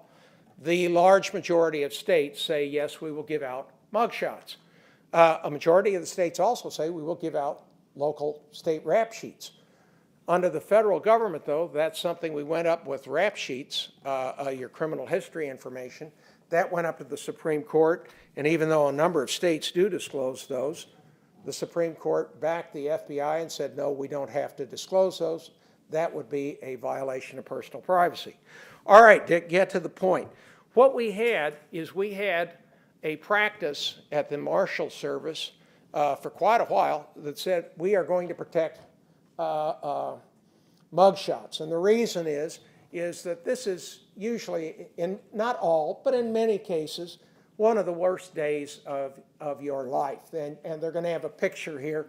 Poor old Nick that day. Amy, if it's you and you got drunk driving up in Montgomery County, your lipstick's going to be smeared and your hair's this way and your mascara's going to, you know what I'm saying? It's going to be a bad day.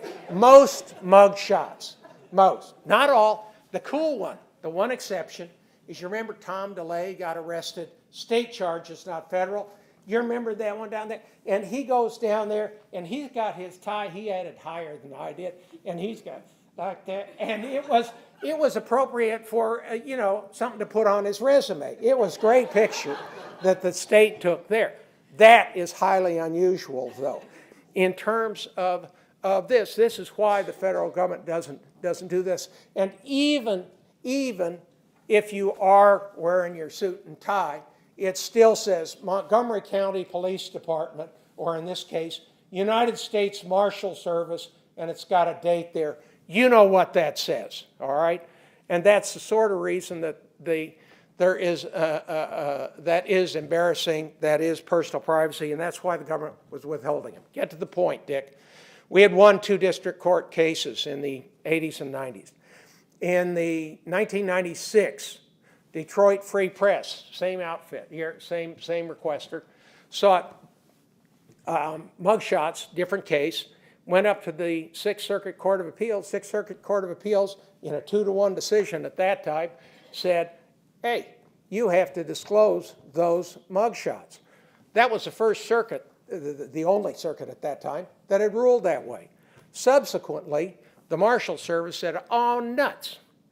You know, that looks like anybody from the Sixth Circuit can get these records. Okay, what we're going to do is our policy will be, if you write to us or communicate to us and you're from the Sixth Circuit, one of those 4 states, we will process mugshots for you. That's why the one from Time magazine was disclosed, not because the reporter was from Arizona who sought it, but he called his friend in Detroit who then asked for it, got the mugshot, and then sent it down to, or sent it to New York or wherever it was, and that's how it ended up on Time magazine's cover, not because they had somebody from Detroit themselves. It was a straw man, according to the case, that had done that. All right, so what happens now is subsequent to the change where we said we do that, there were two courts of appeals, 2011 and 2012, from the 11th Circuit, which is the southern states, 10th Circuit, which is Oklahoma and a few other states around there. Those two both said, hey, government's right. You should be able to withhold those records. So now we've got a split. And we said, okay, we're changing the policy again. Now we'll withhold it every time somebody asks for it. Sure enough, Detroit Free Press asked for it again, sued us, went up to the 6th Circuit. And the district court judge first looked at it, says, hey, I'm bound by what my Circuit Court of Appeals law is. I got to say disclose. Goes up to the Court of Appeals. They have the 3-judge panel like they had before, not the same judges, but they said, hey, we're bound by our prior circuit precedent. We can't violate that. We're going to say yes. But something I had never seen before, they said, we recommend this case be heard en banc. En banc means heard by the entire, all judges at the Court of Appeals level in the 6th Circuit. What we've got is we've got 3 judges at, normally make up a panel. However many we've got in that circuit, in some they're smaller circuits, we may have 8 or 10. Here they've got 15 judges in the 6th Circuit that are not on senior status. I listened to the proceedings after the argument was there.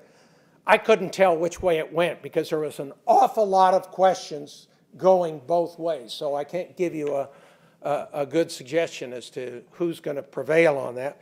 But I can tell you this is the issue that is now presented before that circuit, and they are going to end up probably, I suspect, 3 to 6 months from now, come down with an opinion on that. It's not going to get rid of our problem that we have with the FOIA, that you can still forum shop once you've got a good circuit out there, but it will point out that problem perhaps once again. All right, what else do we have with 7C? Glomerization, and there's a picture of the Glomar Explorer there. Those of you that work with FOIA, you know that first came up in the classified area where we refused, the CIA refused to confirm or deny whether or not the Glomar, whether they had any records on the Glomar Explorer, the ship that went out into the middle of the Pacific. It was classified then, it's not anymore. Dug way down in the middle of the Pacific and pulled up a sunken Russian submarine. But it permitted us to, under rare circumstances, to withhold the abstract fact of whether we do or don't have records. And that is, the abstract fact here is, if we were to disclose, if we were to say, yes, we have records, that in and of itself would disclose a classified fact or disclose a privacy fact. The cases that have come out, and certainly my experience at the Department of Justice, not many Exemption 1 cases. We had them under Exemption 7C or 6 all of the time. Far, far higher percentage. That's personal privacy records that, and in fact, even the famous Reporters Committee, although the Supreme Court never used the term glomerization, was that. They said, hey, do you have any, FBI, do you have rap sheets on any of these 3 Medico brothers? And the FBI said we refuse to confirm or deny whether we have records. And the Supreme Court said, yes, even if you were to say, yes, we have records and we're withholding them, that would show these people have been arrested or convicted in the past somewhere. So that was an appropriate withholding there. Let's look at it under PETA versus NIH. The first part is, of the case is something that's not particularly noteworthy. PETA asks for records on 3 individual researchers at Auburn University, all of which worked with animals in scientific research. And NIH is got a obligation that when you are an agency, when you are a researcher using animals and you've got federal funds, to take certain care of the animals and use certain standards and such. Well, the PETA said, hey, have you investigated A, B, or C? Give me any records on A, give me any records on B, give me any records on C with regard to whether or not you have investigated them. And merely if you have investigated them, that is going to, the government argued and the court agreed, that is going to be a privacy interest that is going to be there.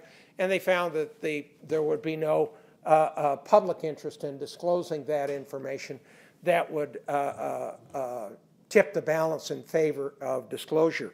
The point that I think is unusual in this case and that I don't recall ever seeing before is PETA's second half of the request said, all right, do you have any records about A, B, or C at Auburn University without naming any of those people?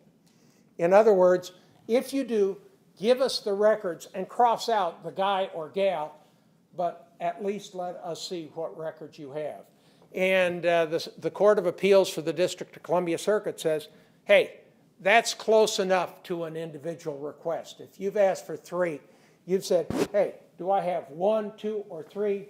Have any of you 3 ever been convicted of drunk driving? You know, and just tie the 3 of you in together. I'm not going to get invited back here, I can tell. But in terms of that, that is exactly the sort of thing that the Court of Appeals for the District of Columbia says, hey, 3 is good enough. Now you can say, Dick, what about 5? What about 7? What about 12? I don't know. I don't know.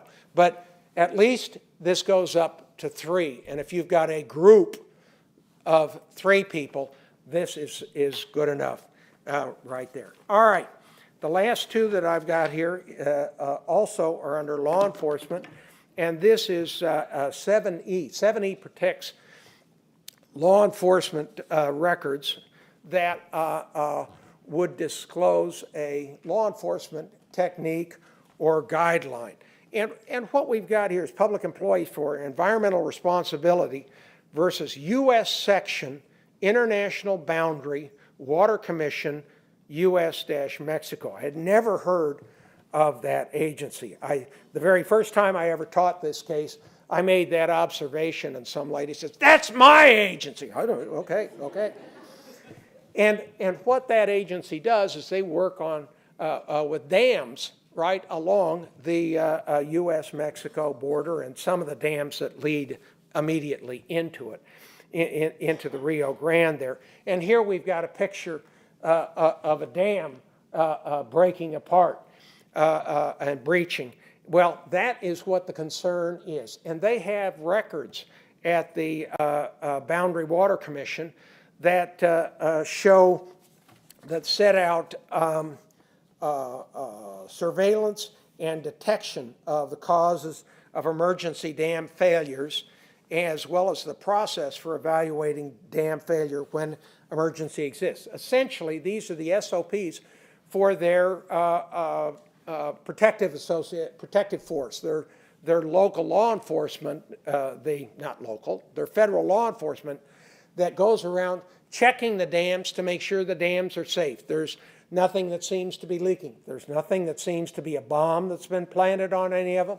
And how often do they go around and check? And do they check in the night and this, that, and the other? All of those are in the SOP. And that's exactly the information that the court said, if this were to be disclosed, and first of all, you say, hey, is this law enforcement? And we all remember it doesn't have to be cops and robbers. It can also be civil or administrative law enforcement. Well, here they talked back and they said they referred to Justice Alito's concurring opinion in a recent Supreme Court case that says proactive steps designed to prevent criminal activity or maintain security.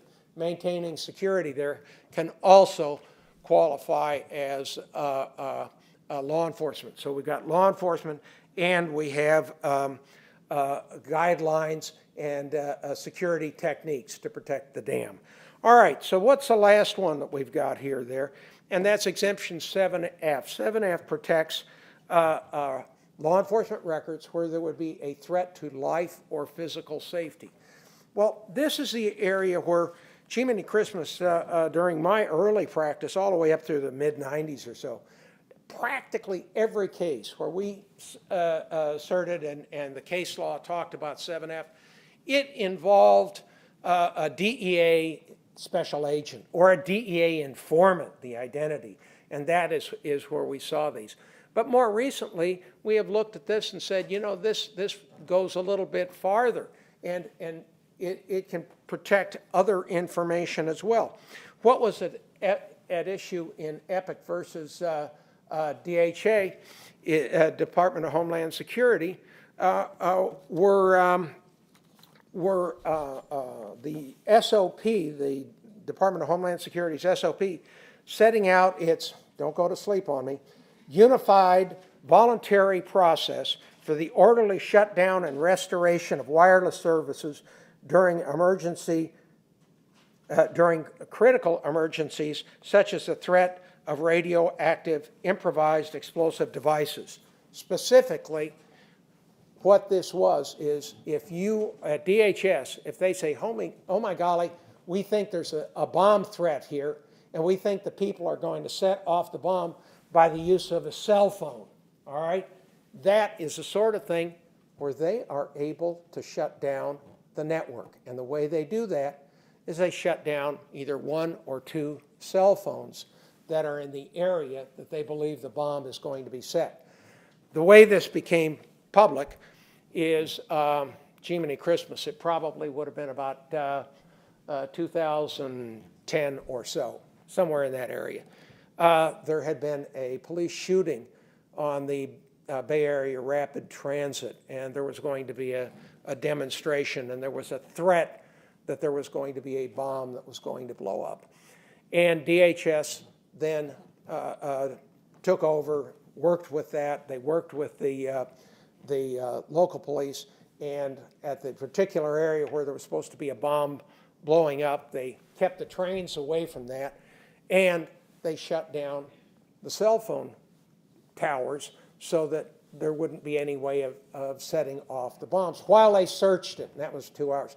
I can imagine being on the train going home that night on the BART train, and they have to stop it. They're not going through the station. There's going to be a 2-hour delay.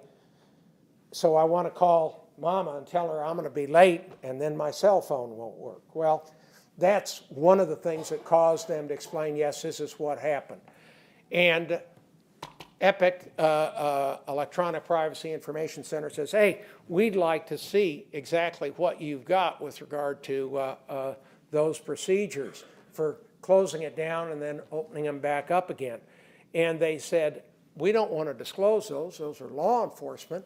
And we don't want to disclose them because if they were disclosed, there would be ways of avoiding those, of getting around those. People could take other kinds of actions to avoid that, and that would put at risk the lives or personal safety of people that were anybody who was on a train, anybody who was in an area of a bomb threat, or any of the first responders to a bomb threat. EPIC argued, hey, you haven't told me, you know, the name of a DEA agent. You have not even a small group. You have said a huge number of people. No telling how many people could be in that area. That's much too large a group for that to qualify as any individual, physical safety of any individual. And the Court of Appeals for the District of Columbia said, no, that is not too broad. Anybody who is in the area where a bomb could go off, or anybody who's going to be a responder, first responder, that is certainly sufficient. So that is what we've got right there. Those are all the cases I've got. Amy promises that is going to be this list of cases that I've talked about with these same sites, no pictures, are going to be included on her website. All right, thank you so much. Have a good trip home.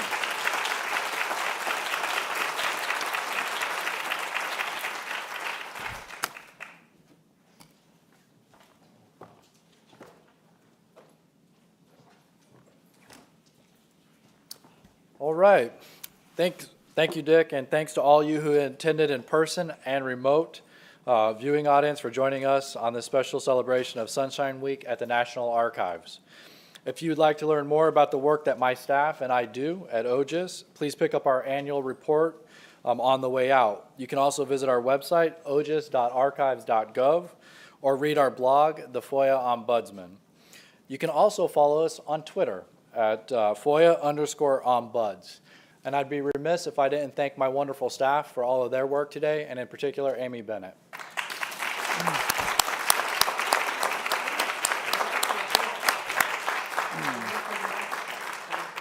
Thank you again for joining us, and I look forward to seeing you all at future Sunshine Week celebrations.